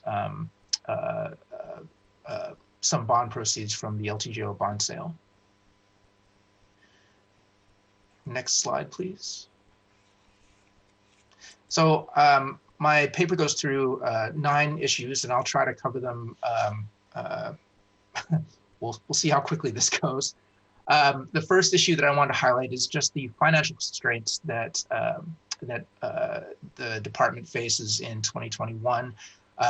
In developing this proposal, SDOT identified an $85 million less in 2021 than they had anticipated in last year's budget. So that's a combination of reduced revenues in 2020, reduced revenues in 2021, and some unanticipated spending that happened in 2020 with the COVID response as well. To respond to that, they have proposed a budget that reduces cost cutting by about $60 million and proposes a $25 million interfund loan to cover 2021 operations. That interfund loan is it's essentially trying to look at the expected recovery over the next 4 years and to count on that recovery so that we don't have to take deeper cuts in 2021 and then be forced to try to hire people back and get projects moving again. The idea here is that by taking this loan, we can take a lesser cut and extend that over 4 years and have less disruption to services. So that's the broader context of how the budget is presented. My paper goes into a little more detail on just some of the specific revenue sources and the like, but unless there are any questions, I'd like to move on. Let me just pause real quick. Council members, any questions? Okay, let's go ahead. Next slide, please. So as part of the cost-cutting reductions in the budget, SDOT is proposing to abrogate 3 positions and defund another 30 positions. And 9 of these positions are currently filled and would be subject to layoffs. I would highlight that the idea of defunding positions but retaining the position authority is intended to help SDOT rehire those positions when the economy recovers, though that is sort of leaving that up to the executives, leaving them with that authority. They would not necessarily have the budget to do so unless they got additional appropriation authority from the council in a future time, or if they reduced appropriations within those BSLs for other spending. So as a consideration, you may want to consider reducing position authority to stay in line with the budget that's in front of you. Comments or questions? Okay, Calvin, I see, in the memos that we've reviewed so far, this seems to be the department that's taken the brunt of the FTE reductions. Is that true? I think that's true. Ali may have a better sense of how this fits in with the overall city impact, but SDOT is taking a fairly significant cut. They have it is 33 positions being cut, but 9 of those are filled. Yeah, and similar to the question that we asked last week, and I just wanted to sort of put this into context, just on first blush, it looks like this department is taking the highest amount of reductions overall, 17.7% overall reduction in revenue. Is that relatively high, Ali? I know we're still waiting on that sort of macro analysis, but is that accurate? Yeah, I think that is all accurate. I'm just doing a double check to see if, there are some other departments, if you just look at the percent change numbers, you'll see a higher percentage. However, most of that is related to a difference between the 2020 adopted budget that department had a lot of one-time adds or cuts versus looking at SDOT that is more looking at reductions in some of their more of their base services or programs or and capital investments. If that's accurate, Cal, then. I think so, but maybe this is a line of questioning we could follow up with after the meeting. No problem. That sounds good. Thank you very much. Let's go on. Next slide, please. So the Move Seattle levy, which voters approved 4 or 5 years ago, expires at the end of 2024. And when that levy was proposed to voters, it relied on leveraging other transportation dollars and other external grant funds to kind of to deliver the full suite of programs and projects that were presented to voters. Because of the COVID emergency and the response and the recession, we now expect to have significantly less transportation funding, local transportation funding over the next 4 years. So the CIP and the proposed budget identify a $60 million loss or thereabouts of funding sources that had been used to support Move Seattle. The Move Seattle levy is very consistent. It's property tax and it is a consistent funding source, but it's really some of the other sources of funding like the commercial parking tax or the the fuel tax revenues that have decreased and sort of force us to have less overall money for this suite of projects. So the proposed budget has significantly shifted dollars around for any number for most of the Move Seattle projects, and this has been where many of, I think, the council members' proposals that we'll get to at the end of this presentation sort of come into play. The Move Seattle Oversight Committee has had a chance to review this and has, I believe, sent a letter to all the council members with their recommendations on this issue as well, I believe yesterday. The main I could go through a list of some of the specific reductions, but these include things like Vision Zero projects, projects like the Fauntleroy Boulevard project and 23rd Avenue Phase 3. There are sidewalk projects, Graham Street infill station contributions, some other paving and arterial concrete paving projects that are also delayed. For a lot of these projects, they would be delayed past the expiration of Move Seattle and would have to be considered in some future levy proposal or other funding source. I will get to this in the legislation section, but there are a couple of legislative items that are related to Move Seattle. One has to do with the minimum general fund requirement, and the other has to do with some specific spending categories and the split of levy dollars that would go into those, and I'll cover that in a couple slides. Next slide, please. I have a quick question though on number 3 here.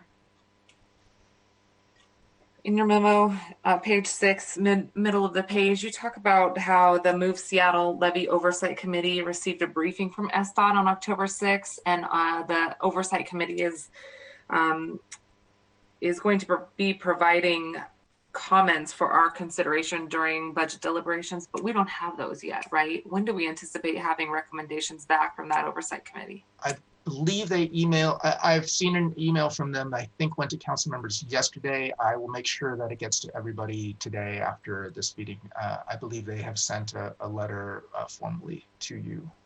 Okay, I see Councilmember Peterson nodding. As Chair of Transportation, you've received that as well, Councilmember Peterson. Yes, it was received yesterday morning. It's 2 pages long, and it's fairly general in its requests in terms of the principles they lay out. And okay, I can recirculate that so it's more accessible for folks. That would be great. Thank you. And I think the Move Seattle program in general, even regardless of the decisions that are made with this budget, will continue to oversee the levy implementation for the next 4 years as well. So this is really their review of the proposal in front of us, but they will continue to be reviewing this till the conclusion of the levy. Great. Thank you, Calvin. Let's go ahead. Next slide, please. So the West Seattle Bridge, as everyone I'm sure is familiar, was closed in 2020 due to observed cracks in the main span of that bridge. And we do expect the mayor to announce a preferred alternative for whether we repair or replace that structure later this year. So that is still a conversation that is has a lot of unknowns and is still in front of us. I wanted to just make sure that council was aware of the budget actions that you have approved and the budget actions that are included in this budget proposal. Earlier this summer, you did approve $70 million for this project. That included an interfund loan for that amount to be made so that that money was available to SDOT now. The 2021 proposed budget would essentially pay back that loan and would also add an additional $30 million in 2021. And they would do this through a bond sale, our general government bond sale. So this would be essentially pledging future REIT to support this project in the future. This pays back the interfund loan in its entirety, and the total amount that would be authorized for 2020, 2021, and any carry forward would be $100 million with the proposed budget. Okay, great. And council colleagues, I know that we do have some issue identification Form As that correspond to the 9 items that Calvin is walking through. If you don't mind, I'd love to try to hold those for the end so we can get an overview of the issues, and then we'll go through each one of the issue identification sheets as we get to that part of the memo. Okay. Councilmember Herbold, oh, excuse me. Councilmember Herbold, question? Thank you. And on that direction, I will not say anything about budget action proposal number 3 with my name on it. I do have a question about the option A identified by Calvin. Is there funding in the 2021 budget for council consultant services? I will have to do a little more research to figure out how much money there is in that proposal. I'm afraid I don't have that information handy. And just as a point of information for colleagues on the council, we do have a independent consultant that has been advising us, brought that team on just a couple months ago, I think. Is that right, Calvin? About 2 months ago? About 2 months ago. And they help provide some structural engineering support for us as we review the executive's proposals around the West Seattle Bridge. So appreciate your flagging this. It might be a useful function to carry over into 2021 as well. Good point. Thanks, Councilmember Herbold. And also, maybe in light of that, can you remind us when the solutions are on the preferred solution? When is the preferred solution going to be announced, either council members or central staff? I'm not sure. I'm not sure exactly when an announcement is been scheduled, but I think we all expect it to happen this year. I would say I expect it to happen early November. But that might be illustrative in itself, the fact that my expectations and Calvin's are different. But it wasn't originally intended to be October 21st. And the mayor and SDOT has recently indicated just in the last week or so that they're going to wait until the community stakeholder group, the West Seattle Advisory Task Force or Community Task Force, they have an opportunity to review the materials that that SDOT has just released in the CBA, the cost benefit analysis.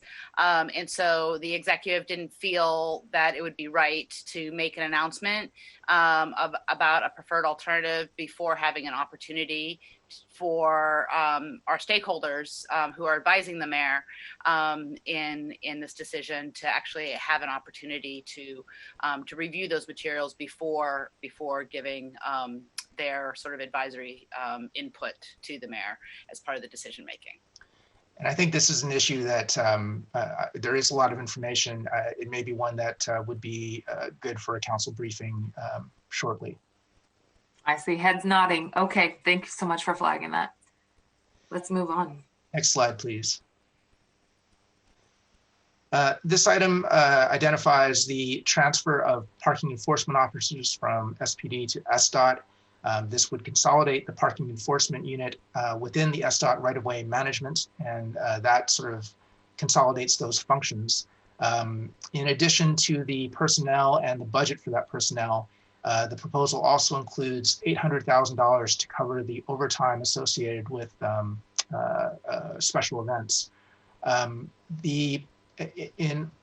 is one small, if you look at the decrease in the the police department's budget versus the increase in the SDOT budget, the parking officers move in their entirety, but the back office support has a bit of a difference. The SDOT has identified, I believe, 3 positions that are necessary to help provide the back office support that SPD provided when that unit was there. And so SPD is eliminating those positions in the SPD budget, and SDOT is asking for new positions to support that as part of their own management structure. Great, and I'll also note that Councilmember Herbold does have proposal number 4 when we get to that, so we'll do remember this conversation. But are there any questions on this piece? Not seeing any questions, and thank you for previewing the discussion to come on that Form A. Next slide, please.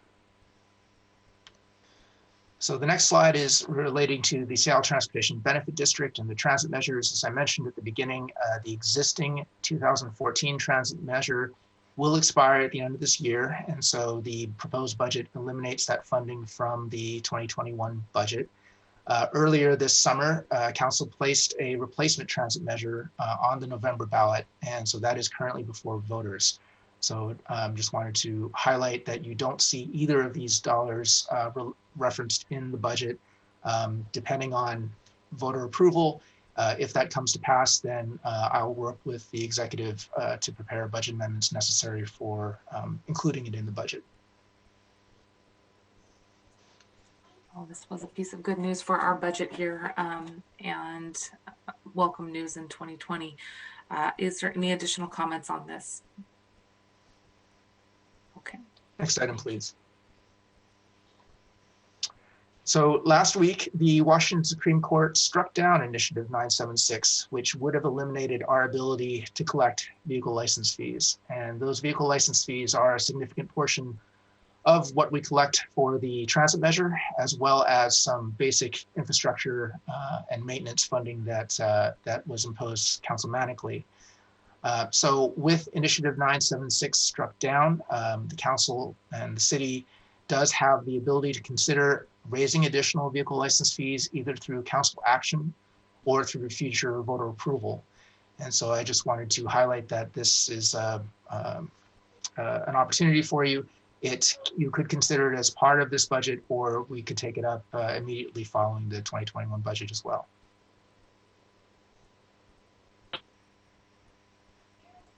Councilmember Lewis, please go ahead. Am I muted? No, I'm yeah. Okay. Calvin, can I ask a question here? I know that we have now unlocked the ability to do the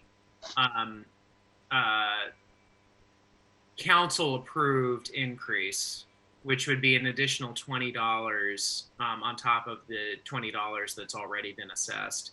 In terms of the tabs that we were not able to go to the voters with in the measure that's going to be, well, that is on the ballot right now, what could the timeline be on us going back to the voters, or as I understand it, the $60 car tab that we're authorized to pursue under the Transportation Benefit District?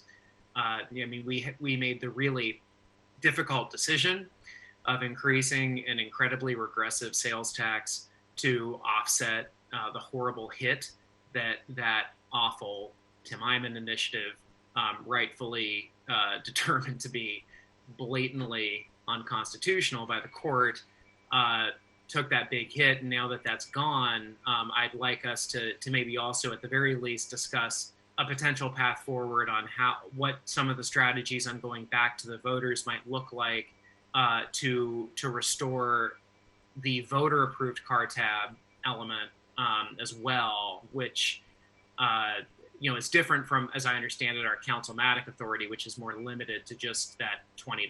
So I wonder if you could maybe talk about how we might be able to pursue a future transportation benefit district and what the kind of timeline would be on that, given that we have a measure on the ballot already and the awkward timing of the court case. Councilmember, because we have a ballot measure before voters right now, I feel the need to be a little bit, I don't want to speak too much for a measure that's currently in front of voters, so I'll stay to kind of highlights in my response. But I believe that this is a separate funding proposal from, let me step back.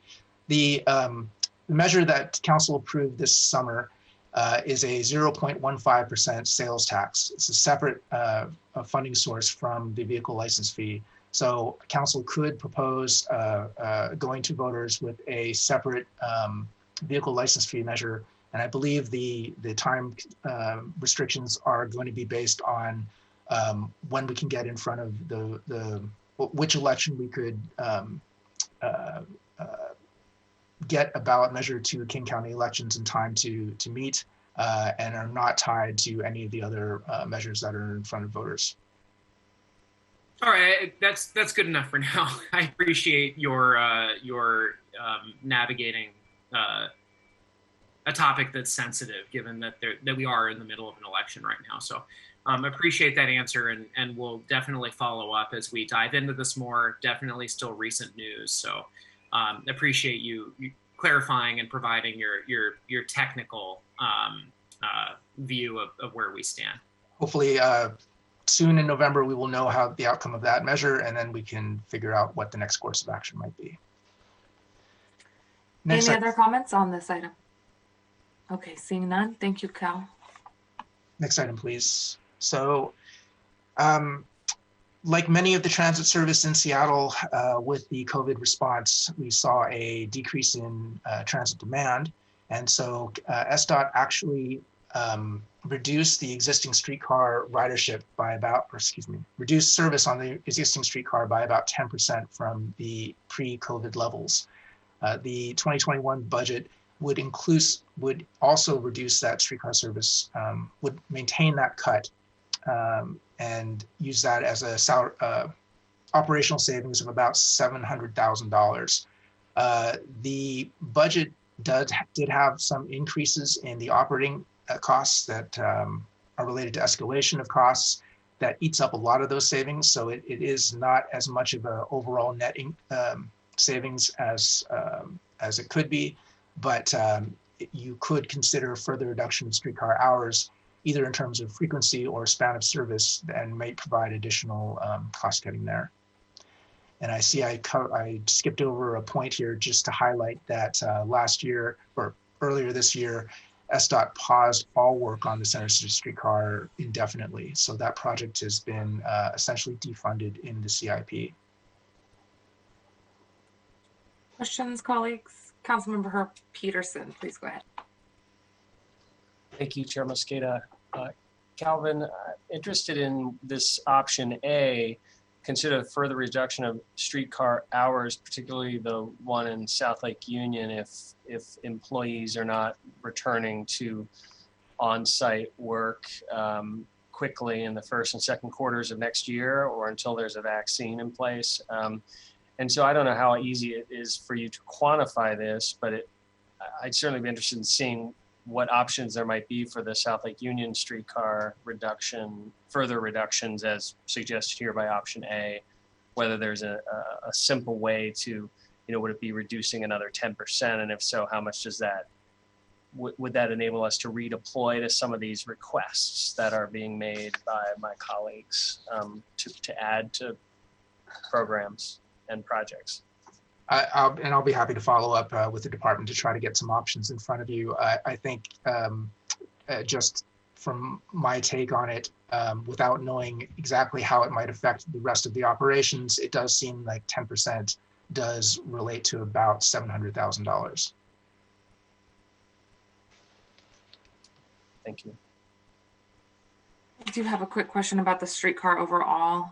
Oh, excuse me, Council President, please go ahead. Thank you. In terms of the option A here, and as a follow-up to Councilmember Peterson's inquiry, I see from your memo on the budget summary document chart, I should say. So it does list South Lake Union streetcar operations. It says that there is a proposed 3% reduction. And I guess I want to get a sense of what Calvin, about what the executive and the department assumed in terms of how that 3% proposed reduction impacts frequency, hours of service, or both in terms of that 3% proposed reduction before us. So the 3% reduction of expenditures isn't necessarily a 3% reduction in service. SDOT reported that they have reduced service hours in total by about 10% across the First Hill and South Lake Union streetcar lines. So I will have to get some more information from them about how that has been implemented or proposed to be implemented for 2021. Mm-hmm. The savings that were related to that cut were mostly offset by the assumed escalation in costs that go along with operating a streetcar. Some of that is part of our contract with King County Metro for operating the streetcar. So in total, even though it is a 10% cut in service, it only shows as this 3% reduction in the South Lake Union streetcar operations expenditures and a 0.5% increase in the First Hill streetcar operations. Okay, so it would just be helpful to know a little bit more about that 3% and what it is actually, where those cost savings are being found in terms of the 3% listed on your chart, and then the overall 10%. I guess I'm hearing from you that, as far as you know, it doesn't impact frequency or hours of service. It will. So I will have to get back to you about exactly how it's been implemented. It is a 10% reduction in the total number of transit service hours that streetcars are operating. Whether they've taken that in longer frequency times or in shortening the span of service, I don't have that information handy, but I'll be happy to follow up and get that information for you. Okay, and that 10% reduction, the broader 10% reduction, that's across the streetcar network. Presumably, and tell me if I'm wrong here, but presumably to allow the flexibility of sort of shifting hours of service and frequency across the system. So just in order to allow for some flexibility as opposed to sort of focusing on one line versus the other. The budget does establish separate BSLs for both of those lines. So there is some implicit, those are reserved for each of the streetcars. I just have to follow up with SDOT to understand how it's being implemented for each line, because I just don't know at this time. Okay, and in terms of option A, that would be helpful information to go to follow up. And then just generally, I'll say that I want to be thoughtful about any sort of proposed further reductions to frequency and hours of service.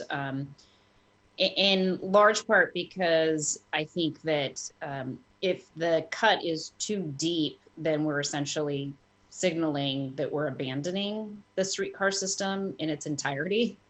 And so I would be interested in Council Central staff's analysis of where that tipping point might be. And that might not be a very easy analysis, but Calvin, I have a huge amount of confidence in your ability to shepherd us through that analysis. But that's sort of what I'm considering is sort of when we start digging into the frequency and hours of service in this particular space. I'm a little worried that we're gonna, particularly on two lines that have already been built and that are existing infrastructure in our city, I worry about whether we're setting them up for future failure and not being able to recover the level of service and frequency in the sort of outward years. And of course, we don't know what 2021 will bring to us in terms of the Safe Start order that the governor is looking at and has looked at, and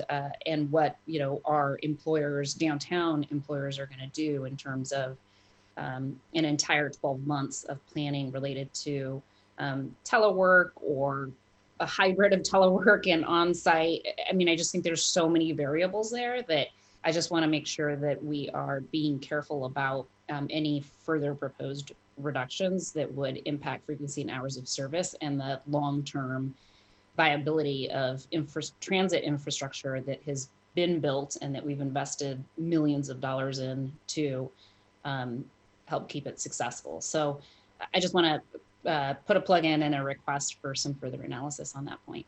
Absolutely. And I think, Councilmember, you're absolutely right that we're all unsure what 2021 will bring and what that means for transit in general around the region. The proposal from the executive is a 10% reduction that is really one time. It really is just sort of a continuation of our COVID response piece. I think the option in front of you is whether there is additional opportunity there. I would recommend that any redirection of funding be considered one time and not for any ongoing use for exactly that reason, because we don't know what the long-term forecast for streetcar ridership will be. And as a follow-up to that particular point, there is always the possibility of council looking at the question of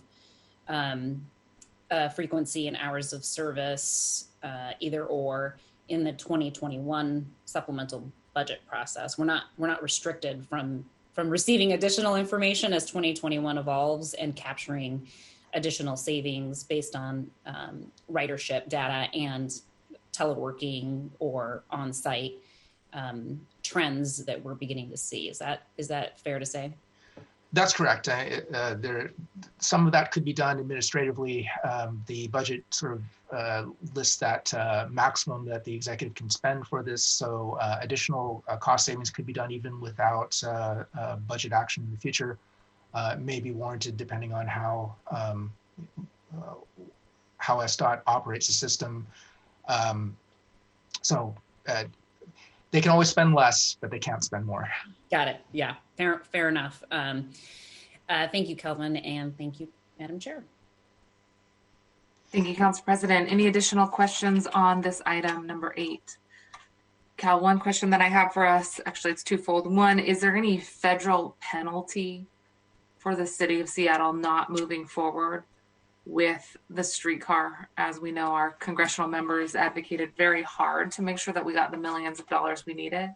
Do we have to pay any of that back, or is there any sort of penalty associated with not moving forward on the streetcar downtown? So I have this question outstanding to identify if we have any liability for any of the money that we have. My understanding is we have not received money for this federal money for the Center City Streetcar project, but there have been some expenses that had been spent in anticipation of that funding. So I'm still checking to make sure that there are no outstanding liabilities. Earlier this summer, when we did the 2020 rebalancing, Council redirected the money that was set aside for this project. There was $9 million of Mercer mega block proceeds. $1 million of it had already been spent. $8 million of it was directed to other transportation priorities. At this time, I don't believe there's any remaining liability, but I'm still checking that with the executive. Thank you. And I think that's an important clarification as well, to put into context with the second part of the chart that you offered on page 1 of your memo and slide number 2 in today's presentation, because it looks at first glance, if you just look at the streetcar line item, it looks as if there's just a minor reduction, 0.6%, but we need to take that in context of what else has happened this year, and the overall reductions that you highlight in your memo is very helpful. So I remain concerned about us not moving forward with the connector. And I understand as well, though, that we are in tough times and we're making really tough decisions about whether or not people have the services they need for basic life necessities, food and housing and other services. So I fully get that, but I just want to make sure that if there is any penalty or any issues that we need to address, given that the federal government has allocated funding and we began spending that, that's helpful to know. Okay, let's move on. Last item on your sheet here. Last item is the waterfront, and my colleague Eric McConaughey will be covering that item. Hi, just checking that I'm visible and audible. You are. Fantastic. Yeah, I'm Eric McConaughey. I work for you all on the central staff. Just wanted to take a moment to note that the proposed CIP delays spending on the waterfront to out years, but maintains that project schedule completion in 2024 and the overall spending. There is some additional money coming from WashDOT for the Marion Street Bridge project. That's about $500,000 it's actually $500,000 in 2021, and a total of $8.5 million over the course of that project for the next few years. So there's an add there that's reimbursable dollars from WashDOT. It also adds a new project, a maintenance project, and that is to maintain the new waterfront project assets, the new transportation infrastructure that's being built. Next year, that's $100,000, and it increases in the out years. I don't have any issues to flag here for you, but I just wanted to provide context. And that rounds out the slide for me, but I'm happy to take questions. All right, Council colleagues, any questions on this? We're on page 11 of the memo. Okay, I am not seeing any questions. Thank you, Eric, for joining us. Of course, thank you. Now we are into budget legislation, and then we're going to go to council members Form A's. So I'm hoping to get to council members Form A's by noon so that we have a full hour to discuss those, Calvin. Do you think that that is possible? Yes, I think we can move through these fairly quickly. So there are 4 pieces of budget legislation related to SDOT. The first item is related to the parking enforcement officers.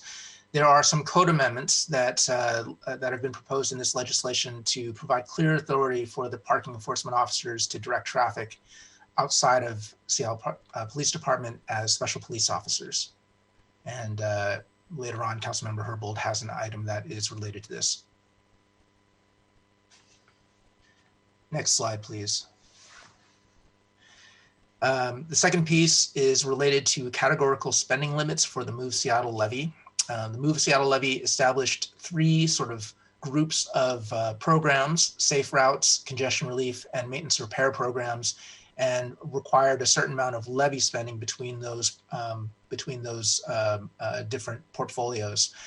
Because we have had the $60 million reduction in total revenues available for the Move Seattle program, to try to keep the programs moving forward, it has changed the amount of levy funding that needs to be spent in each one of these categories. So that is a requirement of the Move Seattle levy. It can be changed by 3/4 vote of the council, and the Move Seattle Oversight Committee needs to be heard in terms of their recommendations on this proposal as well. And so that is included in their letter to you. And thanks to Councilmember Peterson, who circulated the letter to all of our offices 11/26 today, or 11/23. Thank you, Councilmember Peterson. Next slide, please.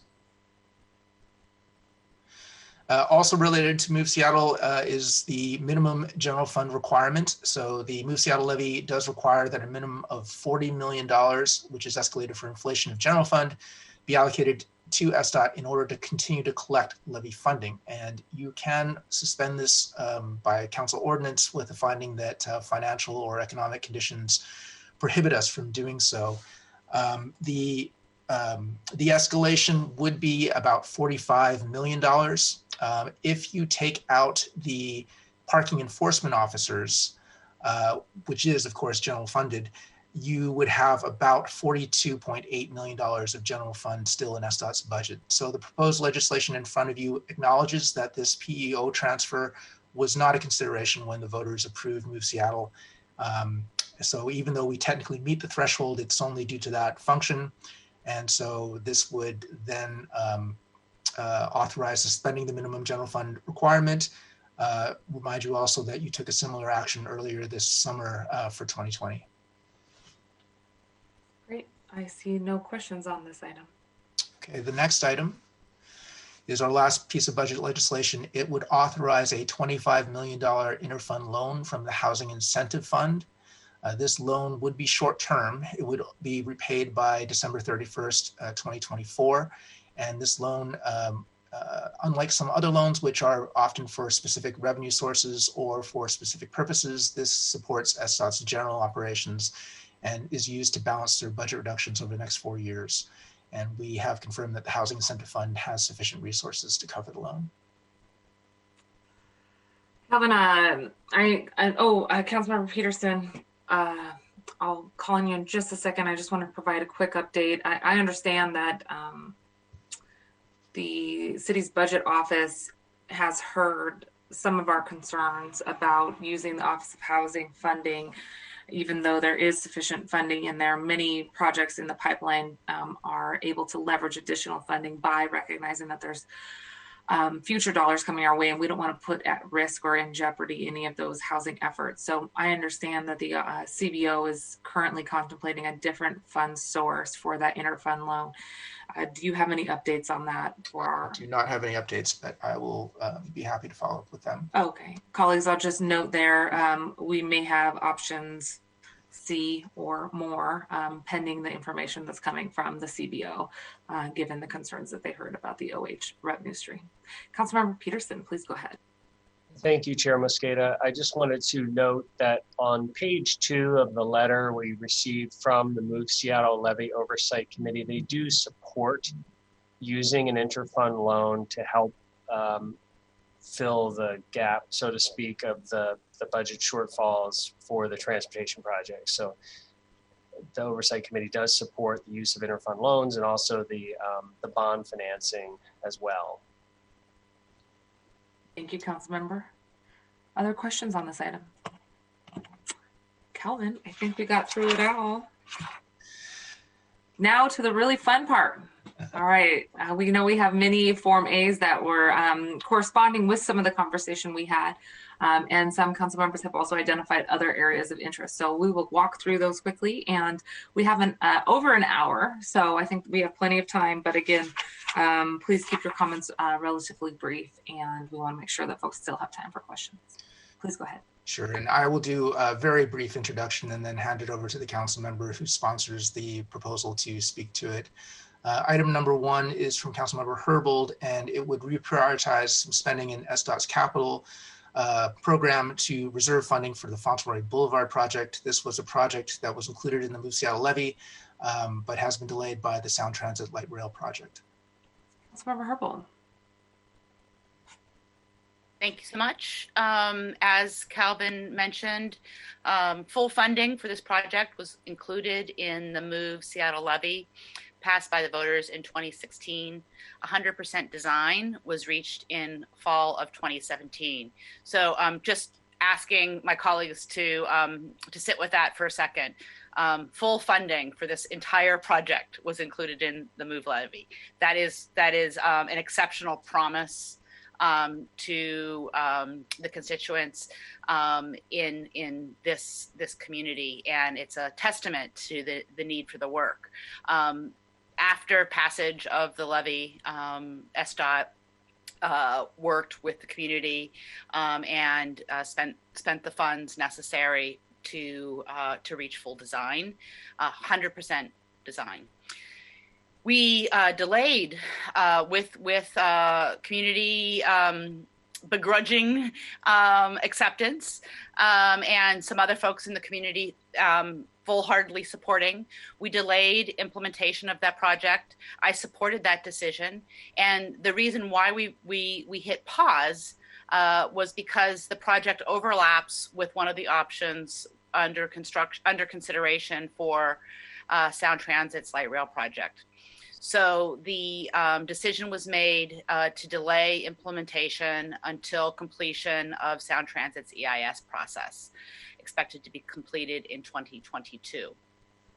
Timing for the 2020 to 2025 CIP listing was not practical due to potential conflict with potential alignment for the Sound Transit light rail. And I think it's really important to amend the CIP to add funding back in for 2023 and 2024. I just want to, as recently as November 1st, 2019, SDOT made a strong commitment about what the delay on the implementation of the project meant and what it doesn't mean. They made the commitment, and again, this was a commitment that SDOT made to the community to get their agreement in principle to delay implementation of the project. And so it's I think a really critically important that we recognize the role that these kinds of commitments play in getting community support for voter approved levies. So at that point in November 2019, SDOT said we remain committed to the goals of the Fauntleroy Boulevard project. If Sound Transit's light rail design for West Seattle does not impact Fauntleroy Way, we will move forward with the full project as designed. If Sound Transit's design impacts Fauntleroy Way, we will work with Sound Transit to implement streetscape improvements on Fauntleroy Way that align with the goals of the Fauntleroy Boulevard project. So again, my proposal is to amend the CIP to add funding back in 2023 and 2024. Thank you. Thank you, Councilmember Herbold. I have a quick question on this one. When could SDOT realistically be expected to spend the reserve dollars? Do we know the answer to that? The reason why I'm proposing adding it in for 2023 is because we are expecting a Sound Transit EIS decision to be completed in 2022. Okay, great. Appreciate that. Councilmember Herbold, I don't see any other questions on this. Thank you for that overview and the historical context on that. Okay, number 2. Item number 2 is also from Councilmember Herbold. This would redirect funding in SDOT to prioritize additional sidewalk maintenance. In 2019, Council passed a resolution which asked for policy options for sidewalk maintenance. And in response, SDOT recommended a 5-year shim bevel plan that would require an additional $3 to $4 million per year. This proposal does not have an amount yet determined. That's from Herbold. Let's see here. Yeah, I'm off mute. I don't have a whole lot to add. I appreciate Calvin's description. The recommendations coming out of SDOT were specifically in response to a council-initiated request through Resolution 31908. SDOT completed the report with the Evans School, and this is the first recommendation for addressing the backlog in maintenance. Thank you, Councilmember Herbold. Then just for clarification, this is not adding an amount to be determined. It is staying within the appropriated amount and just to be determined how much of that would be shifted over. Is that correct? The amount of funding for the project is to be determined. So we both have a question of the amount of funding necessary. The recommendation from SDOT is $3 to $4 million, and we have the question of where the funds would come from. Those are neither one of those questions are answered in this particular Form A. Okay, thank you so much. Next item, number 3, is also Councilmember Herbold. This would add some reporting requests or requirements through either a proviso or a SLI. Councilmember Herbold. Thank you. So this, again, this is a placeholder for reporting on the West Seattle Bridge Work and Reconnect West Seattle program. Reconnect West Seattle program, for everybody's understanding, is a program that is intended to fund capital improvements in communities most impacted by detour routes, and with a specific equity focus on particular neighborhoods. Originally, we had heard from the mayor that that there was going to be a preferred alternative announced tomorrow, and so the intent was to find out more about that and help the knowledge of that preferred alternative to align with more detail in this Form A. For a future Form B. The cost benefit analysis release was delayed. Again, we were expecting to potentially get that last Friday. So we're going to hopefully have some additional time to work with Calvin to allow for more detail on this particular item, and hopefully we'll also hear from the West Seattle Community Task Force with their ability to digest the cost benefit analysis, and that might also be useful for us in developing a future version. The final, realistically, because there's all this new information coming out, the final version with all the details that we intend for future reporting might need to be in the Form C. So just giving you a heads up on that. Thank you, Councilmember. Other comments or questions? Okay, I see none. Thanks also for sharing your survey data. I did see it highlighted on local TV news. Congratulations on such a high amount of participation in that survey. Number 4 was previewed in Cal's presentation already, so highly anticipated. Number 4, let's get to it. Number 4 is from Councilmember Herbold as well. It is a proposal that may address changes in the proposed parking enforcement officer legislation and the budget proposal. It could include consolidating those positions and responsibilities in a separate office together with the Emergency Communications Center. Councilmember Herbold. Thank you. I just want to flag also that the broader proposal is not only related to where the PEOs are transferred, but also to rename the new department from what is currently proposed to be the Seattle Emergency Communications Center to a new Seattle Community Safety and Communications Center. This is my efforts to follow up on the PEO's request that they be transferred into this new department rather than being transferred into SDOT. The Seattle PEO Guild has proposed a number of activities that they could take on with after negotiations and consultation with SPOG. Some of those responsibilities include red light camera enforcement, school zone enforcement, response to non-injury collisions, minor thefts, car break-ins, to take the report when those break-ins happen and forward the report to SPD, responding to reports of abandoned vehicles or RVs with people living in them. PEOs explain that they could inform and assist community members with available resources, and they already do work collaboratively with Seattle Public Utilities, historically with NAB team system navigators and field coordinators and civilian agencies within the RV remediation program. They also, the PEOs also are interested in taking on work related to staffing events, flagging, particularly as it relates to flagging special events, thus reducing the overtime budget of the Seattle Police Department. I just want to also flag that some of these changes might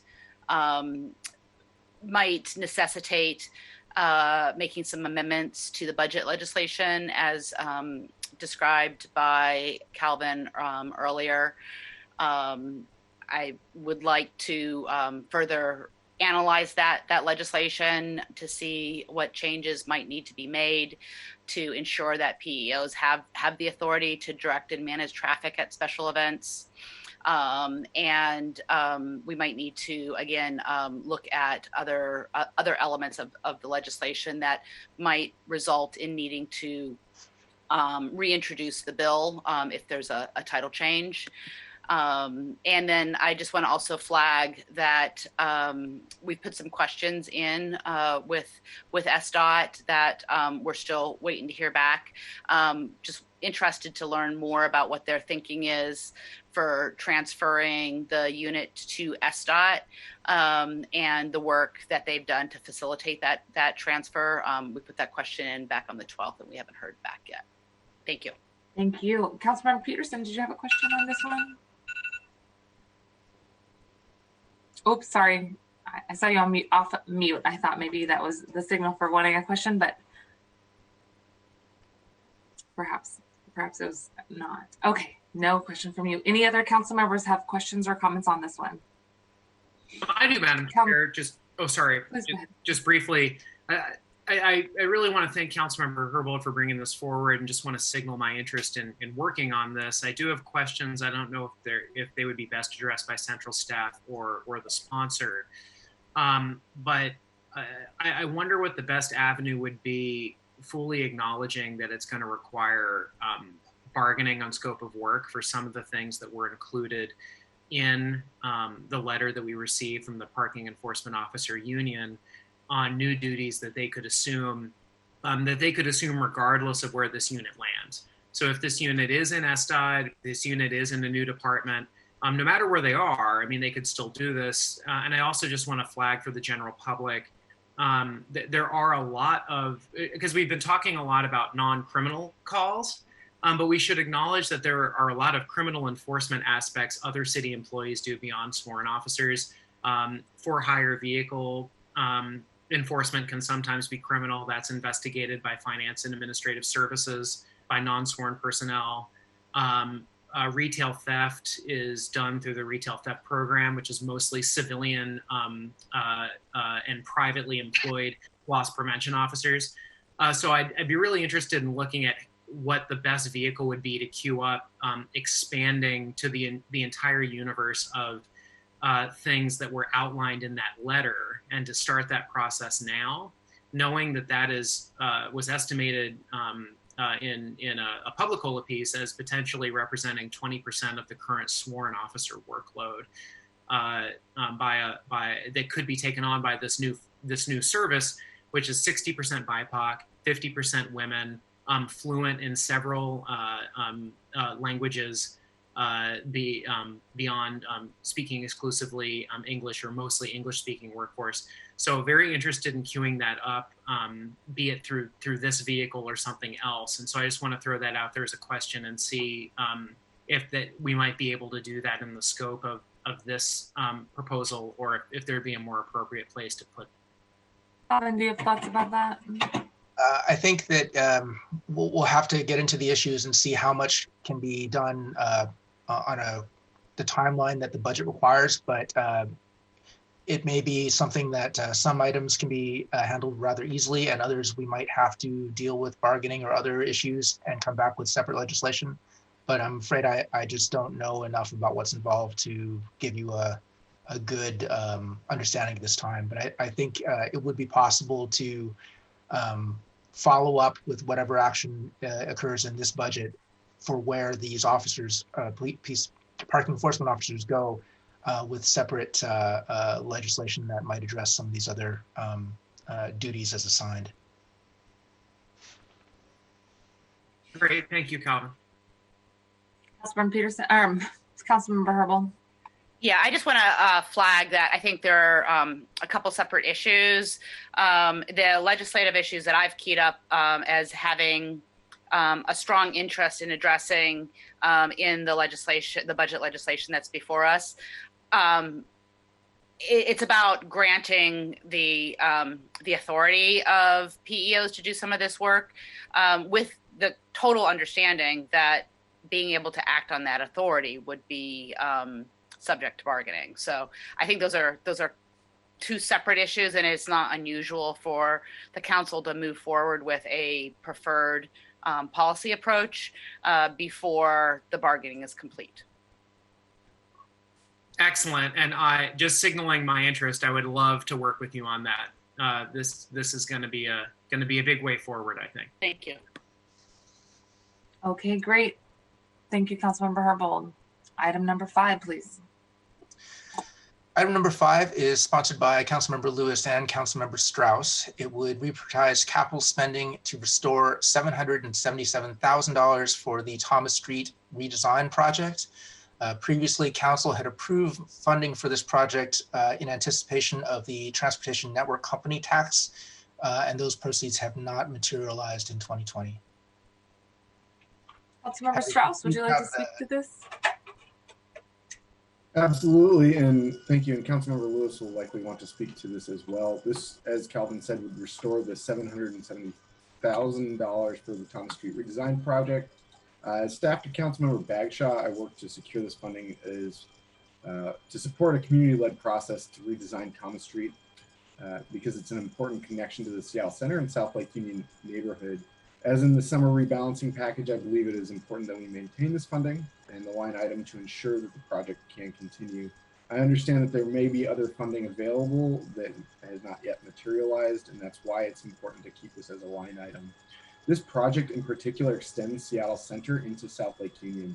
It connects the skate park. It has walking and biking that extends the Seattle Center campus into South Lake Union and connections to buses that run from Bothell to Burien.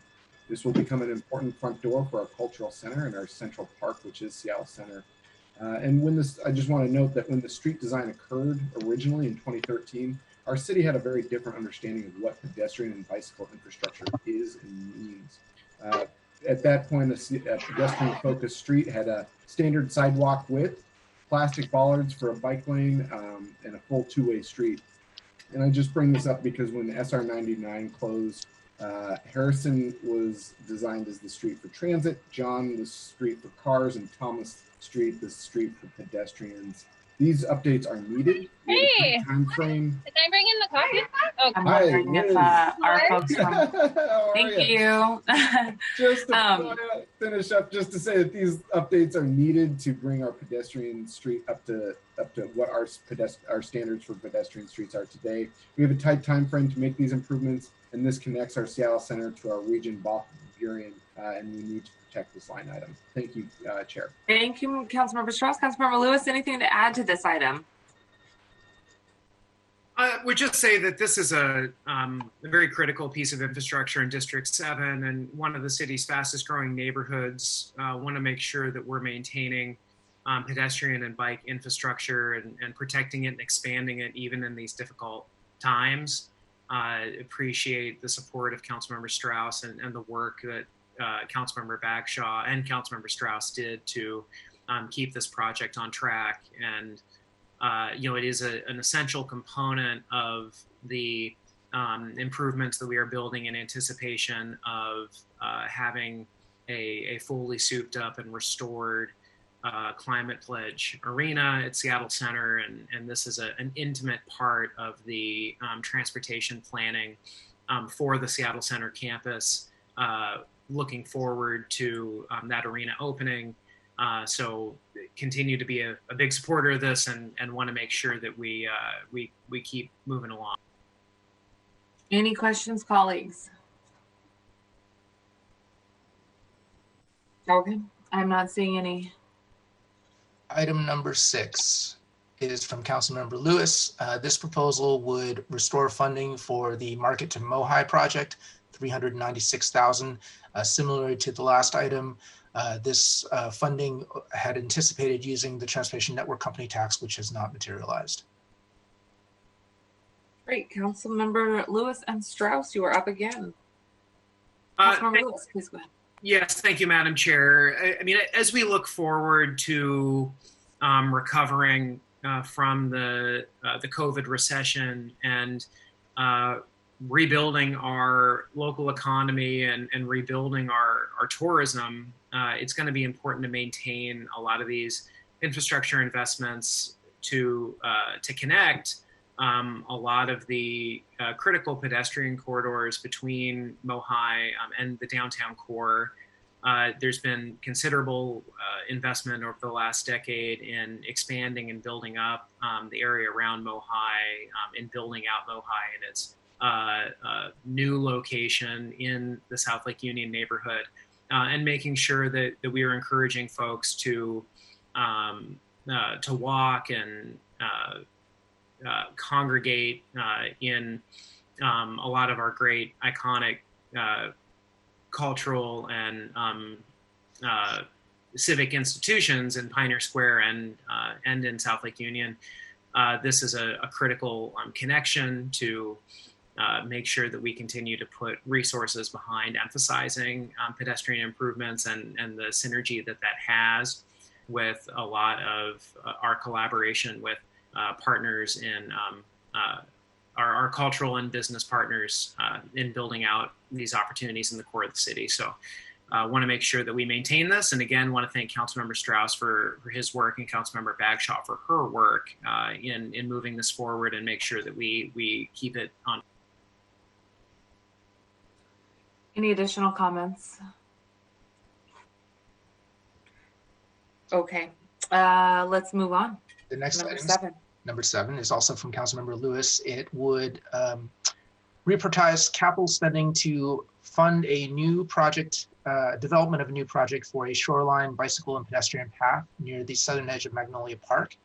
At the time that this proposal was put forth, it contemplated $1 million in 2021 with future funding to be determined. Councilmember Lewis. Yeah, so I can't speak to the price tag, and this is something still being worked out. I think $1 million for something for this project would be a pretty heavy lift given the circumstances that we're facing right now. But I do want to make sure that we are having some kind of coordinated effort in partnering with folks who have been organizing to put in a bike and pedestrian connection that is would be on city land in this area near the marina near Smith Cove in Magnolia. This connection would hitch up a stretch of road that leads to Magnolia Village to the broader Interbay Bike Network. It would help facilitate bike and pedestrian connections from Magnolia to the rest of the city and increase the multimodal opportunities for people to commute from Magnolia that do not involve single occupancy vehicles. This might be a better candidate for sort of a statement of legislative intent for a little bit more collaboration between SDOT and Parks in looking into this corridor in collaboration with a citizen group in Magnolia that has been working, I believe, with the Department of Neighborhoods on this for some time in terms of looking at the feasibility, but would like to formalize that process a little more with an eye toward queuing this up for a future bike and pedestrian corridor that we could realize without the need to acquire land, since it would be on existing property that is city owned, but currently not being utilized. Thank you very much, Councilmember Lewis. I don't see any questions on this item. Thank you for also your indication that this might be a possible slide material. Next item. Okay, next item. Next item is item number 8. It's also from Councilmember Lewis.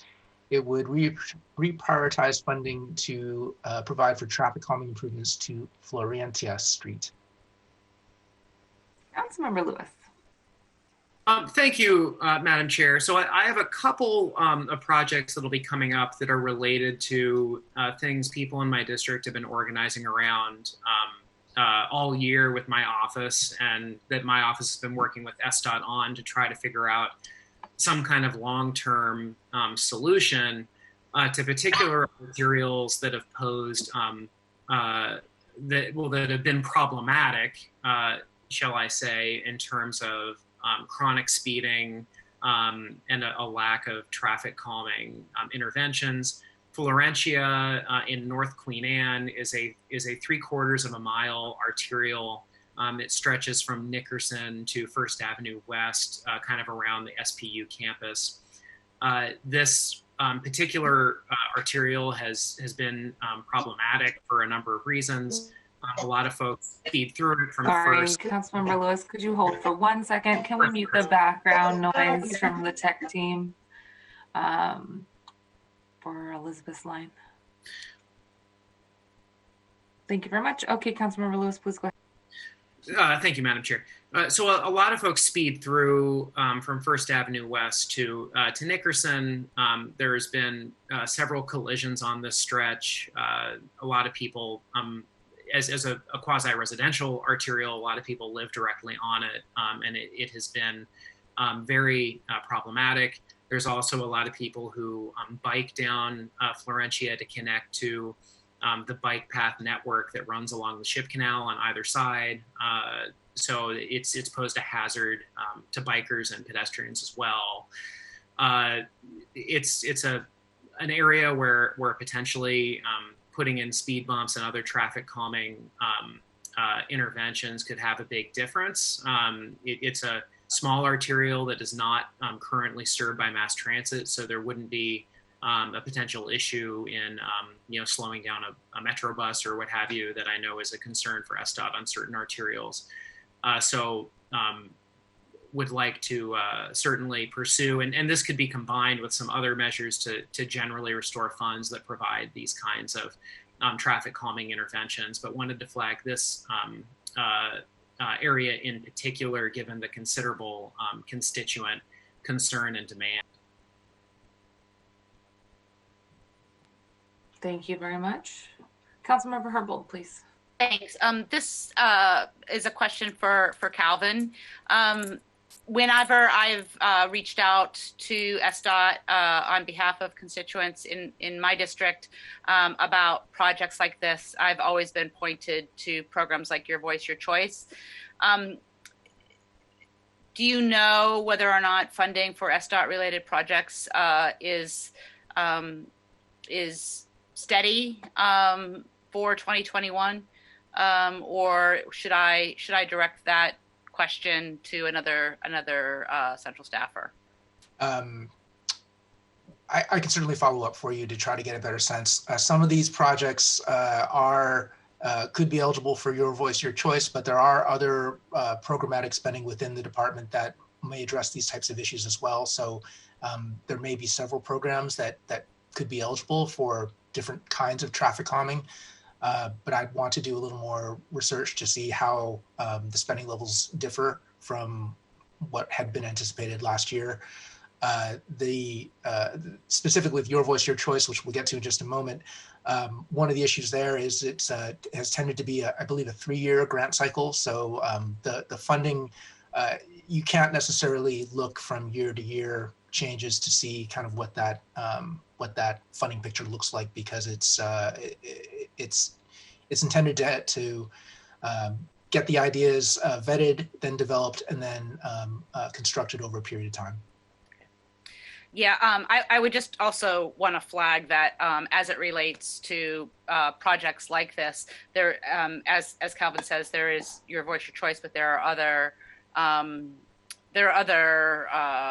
pots of funding within SDOT for these kinds of traffic calming projects. SDOT sort of has an approach that they use for how they prioritize projects. Collision history is a big flag for them. Equity issues are also something that they consider.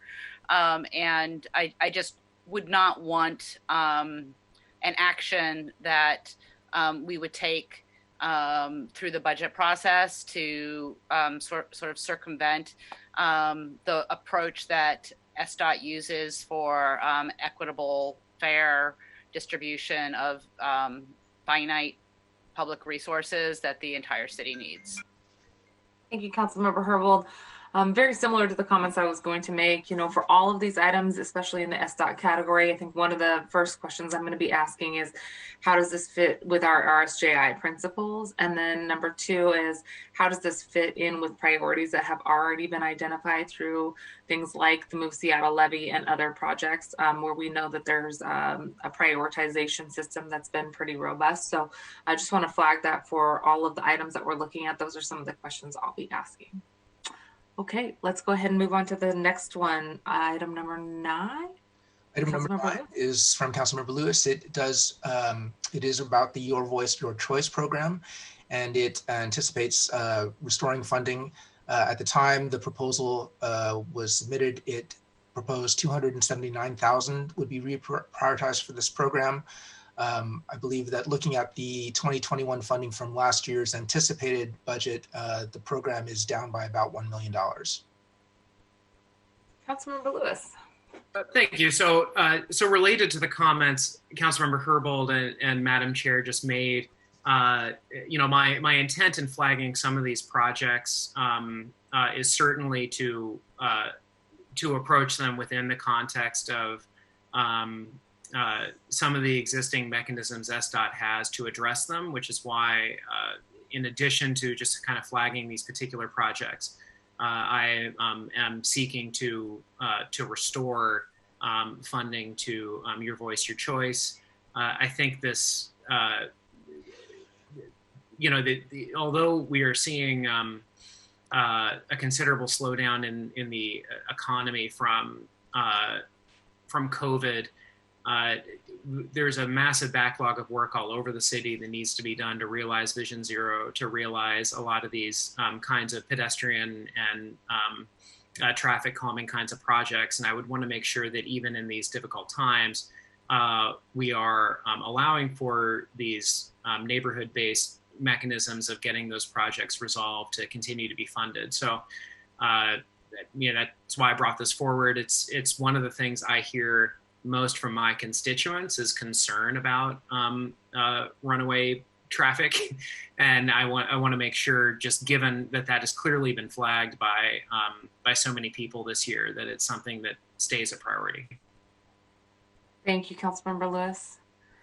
Not seeing additional comments on this one. Okay, let's go to item number 10. Item number 10 is from Councilmember Lewis. It would reserve funding for sidewalk repair on West McGraw Street. Proposal is for $10,000. Thank you, Calvin. Councilmember Lewis. Similarly, my preference would be to address this through programs like Your Voice, Your Choice. I did flag a couple of these projects that have been the result of considerable community organizing in my district, just to plant a flag on them and move forward on trying to get them addressed. I think I'll rest on my previous comments, but this sidewalk in particular has posed a hazard to the business district in this particular part of Magnolia. There have been injuries from people tripping and falling down as a result of this poorly maintained sidewalk. That is not a unique story around the city, and would just like to make sure that projects like this one and projects similarly situated can continue to be addressed as an essential city infrastructure service. Thank you, Councilmember Lewis. Councilmember Herbold, please go ahead.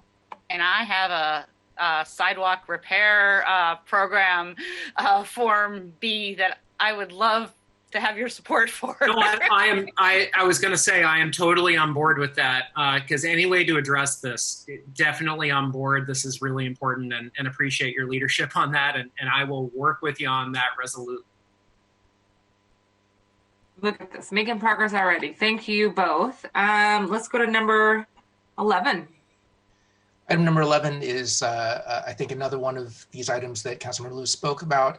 It would reprioritize funding for traffic calming improvements to 10th Avenue West.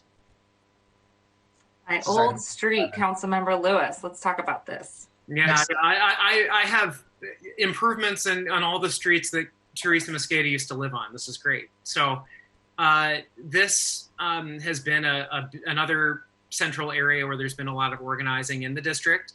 I've had a constituent who has had a vehicle flip over on his lawn because of speeding in this arterial.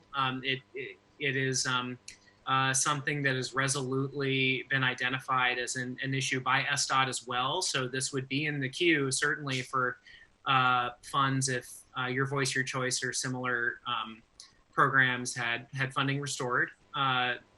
I believe that this is the one that has the firmest scoring on about what we would expect it to cost. So, any way we address it, I'm certainly open to it. Just flagging that this is another priority, another corridor that is a big priority and one that would like to see addressed. Thank you so much. We lost our slideshow presentation, but for folks who are following along, we are on page 15 of the memo. We are on item number 10 right now, and here comes our slideshow back. Thank you so much. Well, this is, I'm using my... Hey, this works. This is great. We know you put a lot of work in both the presentation and the memo, so this might be easier to see what's coming up anyway. So thank you very much, Calvin. So that was covering number 11, which was 10th Avenue West. So item number 12 for Councilmember Peterson would add funding for bridge maintenance. It would add $24 million that would achieve the spending levels that were identified by the City Auditor's 2020 report on bridge maintenance. The idea for this proposal is to reprioritize resources that are not currently in SDOT's proposed budget. Thank you. Councilmember Peterson. Thank you, Chair Mosqueda. Thank you, Calvin. So as we know, the recent independent audit of bridges across Seattle conducted by our city auditor concluded that city government has been substantially underinvesting in the maintenance of our bridges. The result of underfunding our bridge infrastructure increases the risk of harm and disruption. Failing to invest at adequate levels today means taxpayers might have to bear an even larger replacement cost later. Pay now or pay more later. So while SDOT believes lack of maintenance was not the reason for the failure of the West Seattle Bridge, the sudden closure of that bridge should be a wake-up call. This budget action would increase SDOT's budget to provide the bare minimum of maintenance funding for 2021, which would be up to $24 million. $24 million is the 1% of the 1 to 3% recommended of bridge value for funding maintenance. And happy to answer any questions about this. I do want to make a quick comment about everybody else's ads. I just want to I want to commend my colleagues for looking out for their districts and proposing things that they have heard their districts need. I think that's really appropriate. I know we've got shortages here on funding, but I just wanted to commend my colleagues for looking out for their districts when it comes to this funding. this particular issue, bridges, would be citywide, impact multiple districts. Thank you. Okay, thank you, Councilmember Peterson. And I think folks appreciate the audit that was conducted earlier this year too, that provides some detail to where the need is. Are there questions on this? Councilmember Herbold, please go ahead. More of a statement than a question. I just want to, in recognition of the audit, a flag the understanding that I think we all share, that the lack of infrastructure investment is a national problem. It's why we have a $1.5 trillion infrastructure bill that is stuck in the Senate right now. For bridges nationally, there's a $123 billion backlog in bridge rehabilitation and maintenance needs. But the fact that we desperately need help from the federal government and should receive help from the federal government to meet these needs is not a reason for the city to not work to do more to respond to city auditor recommendations that I take very seriously to increase the funding that the city provides to achieve these recommended spending levels. Thank you, Councilmember Herbold. I also have a question. Given the large price tag imposed on this item here, are there areas identified to cut from? And given what we're already looking at in terms of cuts for mobility related projects for safe streets, for people walking and biking and transit, and we know that it is mostly essential workers at this point who are being impacted by these current cuts. Can you talk a little bit more about where the slated reductions would come from for a mostly car-centric proposal here?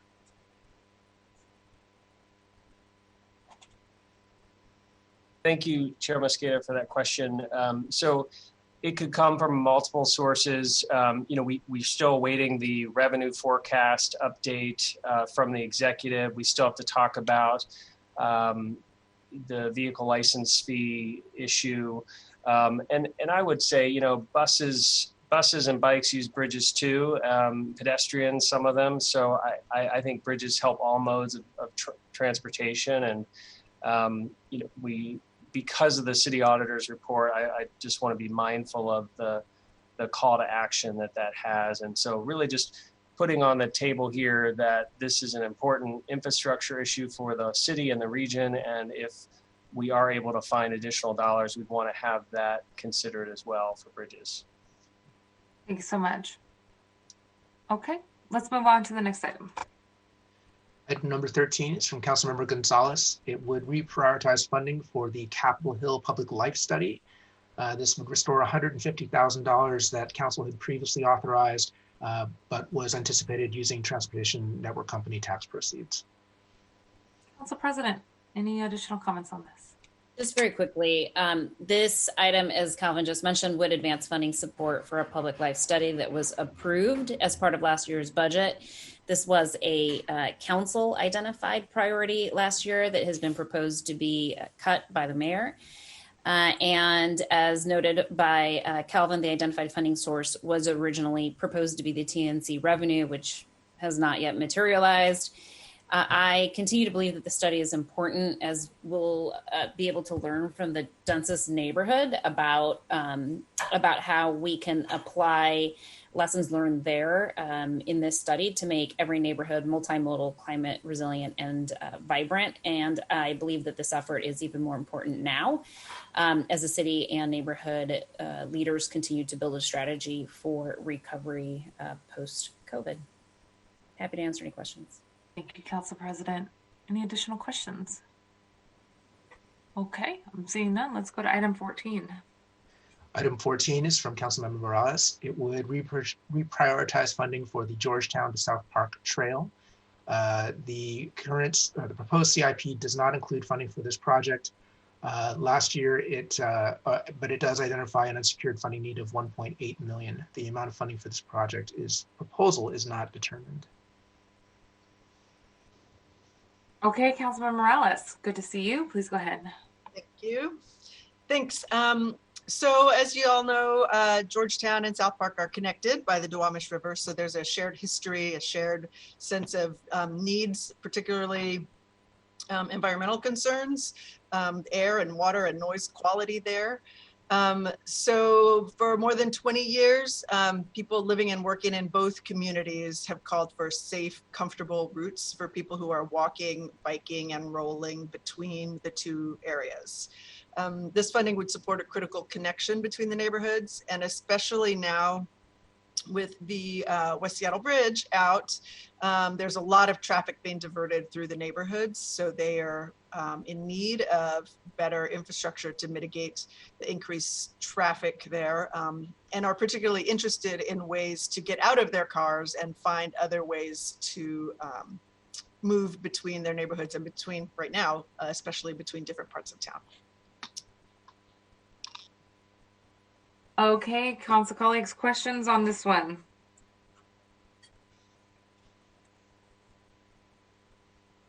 Councilmember Herbold, please go ahead. Thank you. Thank you to Councilmember Morales for raising this issue. And Kelvin, you may have already, you may have addressed this, I just missed it. We took action on this last year. Can you remind me what action we took last year? And what the source of funding was? I'm afraid I just do not recall at this moment, but I'll be happy to get back to you with that information. Okay. Yeah, I thought I remembered that this was one of the projects that the council prioritized through the budget process. My memory may be faulty. I seem to recall it coming up in the context of the Mercer Mega Block proceeds from a couple years ago, and then it has been on the how much. I don't recall if it was fully funded in that proposal. I'll have to go back and look. There were a number of bike projects that had been talked about over the last couple of years, and so I'm afraid I just don't recall if it was fully funded in any of those, or if it was sort of development funding that was approved at the time. Okay, thank you. Yeah, I would appreciate learning more. Also, as relates to Reconnect West Seattle, there are a number of projects that SDOT has already committed to as part of Reconnect West Seattle. And again, Reconnect West Seattle is SDOT's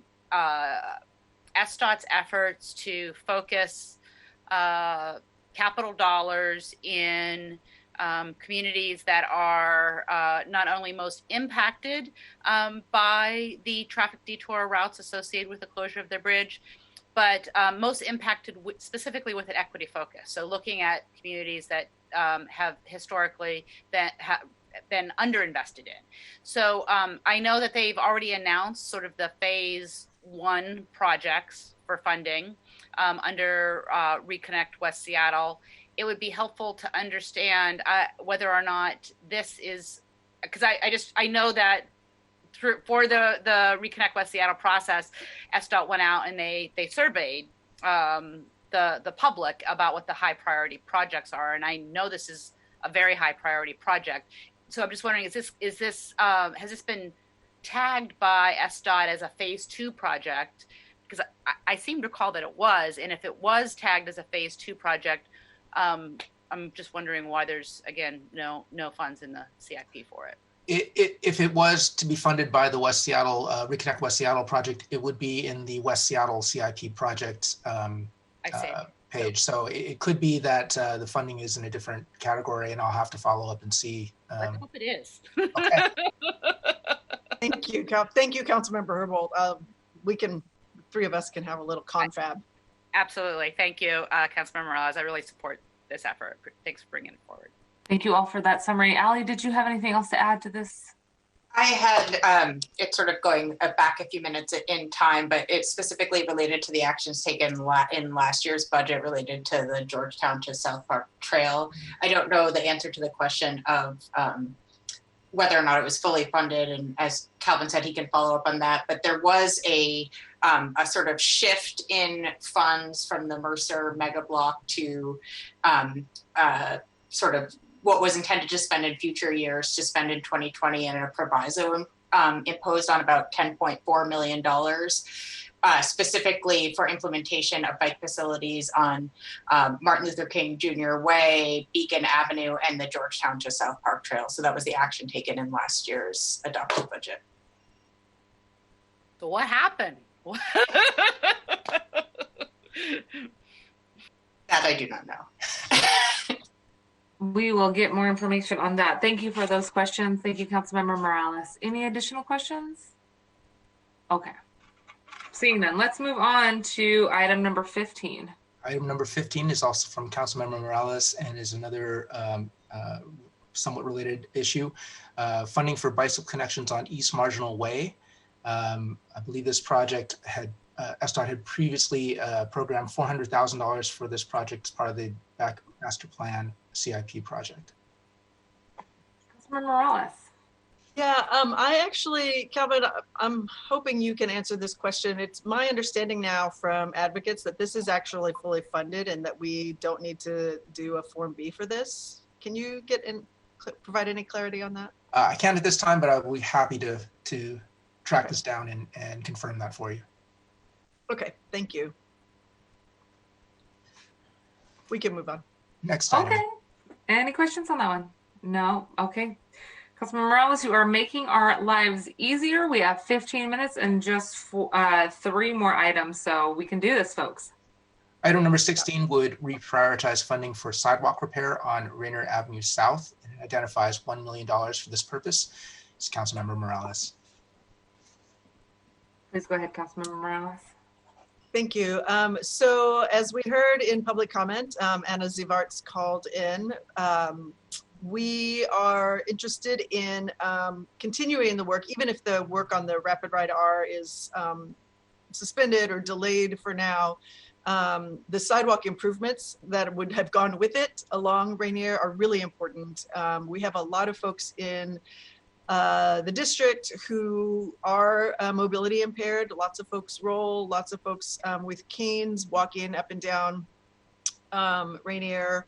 There's a food bank that gets lots of people coming to the area twice a week, and very, very busy streets, as you all know. So we want to make sure that we're continuing the sidewalk improvements along the Route 7.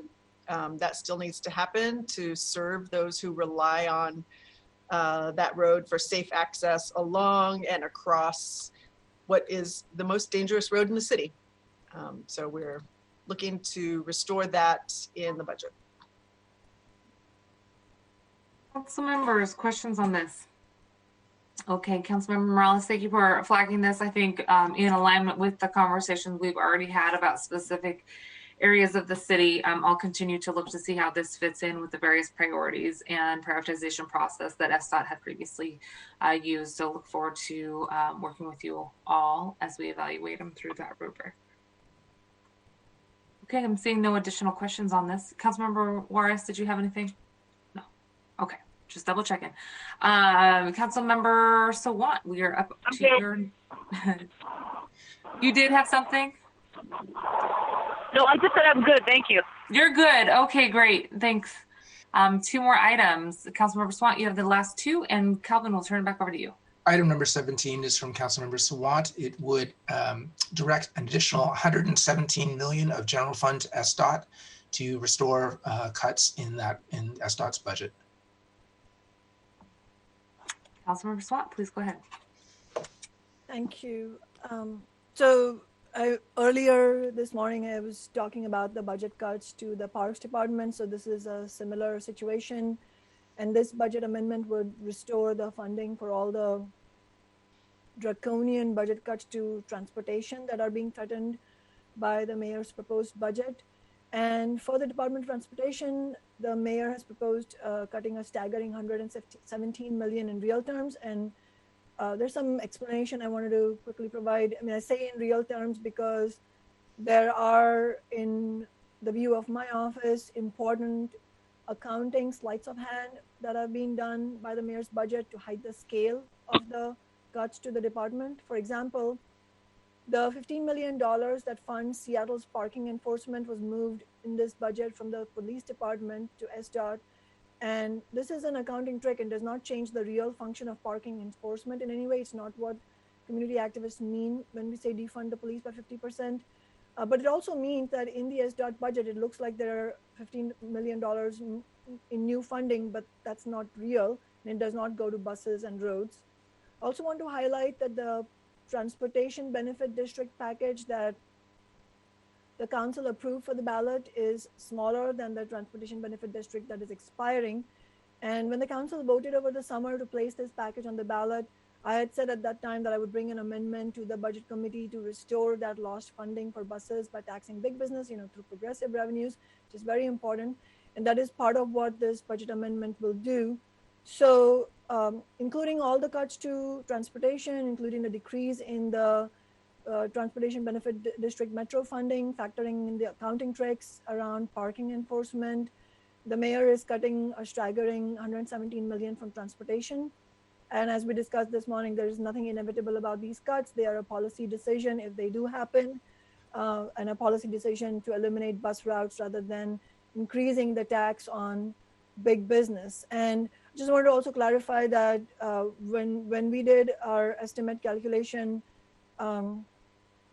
we had not included the car tap funding because at that time the courts just recently struck down initiative 976. I just wanted to make a note, but also I would further note that needless to say, as my office has said many times before, we would prefer a progressive big business tax to the regressive measure that's used. Thank you, Councilmember Sawant. Any questions? Okay, seeing none. One more item in the memo here. Calvin. Last item is also from Councilmember Sawant. It would reprioritize funding for the West Marginal Way Safe Street and Accessibility Improvements Project. This project was previously identified by Council in the 2020 budget, anticipated using Transportation Network Company tax proceeds. Member Sawant. Thank you. This is the budget amendment to fund the Safe Street crossing from the Duwamish Longhouse. Community members have been advocating for this since 2009 when the Duwamish Longhouse opened for a safe way to cross the incredibly busy West Marginal Way. And it's not an exaggeration to say that people are risking their life actually crossing the street every time they go to or from the Duwamish Longhouse. Council members may remember that during the public hearing, several people called in to demand these safety improvements, that is crosswalk, traffic signals, pedestrian walkway, bus stop. It's also one of the solidarity budget demands supported by a large coalition of community and activist organizations. And for this Form A, my office has proposed a proviso on SDOT funds to prioritize this project. But if council members prefer using a budget act to pay for it, I'm happy to make that change for the Form B. And after the mayor submitted her budget, which from everything I've seen has not explicitly identified funding for this crossing, we hear that the Department of Transportation has told community members that they would build the Safe Street crossing this coming year. So a proviso could be a good way to hold the department and the mayor accountable to actually do it. But what I would say is that one way or another, any further delay would be unacceptable. The Duwamish Longhouse is visited by 10,000 people every year. And to be frank, after 11 years since the Duwamish Longhouse was opened, the fact that there is still no Safe Street crossing shows a shocking underinvestment and disregard for communities of color. I'll stop there. Council members, if I may, this may also follow into that category of portions of it may have been pulled into the Reconnect West Seattle project as well. So I'll have to do a little bit of research into how that plays out. Councilmember Herbold. Thank you. Appreciate Councilmember Sawant bringing this forward. At the September 23rd meeting of the West Seattle Bridge Community Task Force meeting, chaired by former Mayor Greg Nichols, Pauline Lopez, SDOT answered questions regarding this particular project that I and others asked, and we have been told that this project is fully funded through the funding adopted by the council as part of the West Seattle Bridge Reconnect West Seattle Interfund Loan and planned bond sale. The plan is to add a temporary signal next year with a permanent one the following year. And understand that this may not have been included in the CIP description due to the timing of the council's vote on the interfund loan, and when the proposal was completed. I think it would be great for Calvin to confirm this in writing. Again, I'm optimistic that we're going to hear that SDOT is responding to the community need for this project. Okay, thank you, Councilmember. Councilmember Sawant, please. Yeah, as I said before, that we've been hearing from the community that SDOT has told them that they would do this, and I appreciate information shared by Councilmember Herbold and Calvin Chow from Central Staff. We'll be connected with Central Staff to make sure that this is happening. I also think, though, that after so much of a delay, a proviso doesn't hurt, and it could be a good way to hold the mayor accountable to actually do it. Can you say that last sentence again? I just trailed off a little. You also think what? I also think that after an 11-year delay, and given that people are actually facing dangers literally when they're crossing the road, that a proviso doesn't hurt, and it will help us keep a check on that. I see. Thank you so much. Thank you very much, Councilmember Swan. I don't see additional questions on this. Calvin, I believe we've reached the end of your presentation. Do you have anything else to add to this? Nothing else to add. I don't know if Ali wants to do any closing remarks for the first morning session. Thanks, Calvin, Chair Mosqueda. I don't have anything except congratulations on staying on exactly on schedule. That makes me happy.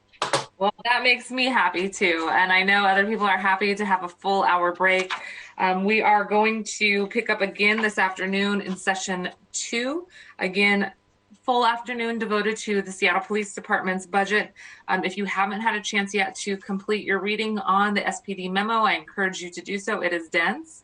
It says 29 pages, but I want you to know the last 10 pages of those are really appendices to provide additional illustration to the content of the memo. So get through those first 19 pages if you haven't already, so we can have a robust discussion and hear questions back and forth. Is there anything else for the good of the order this morning / early afternoon? Nope. Okay, great. Thanks. Hearing none.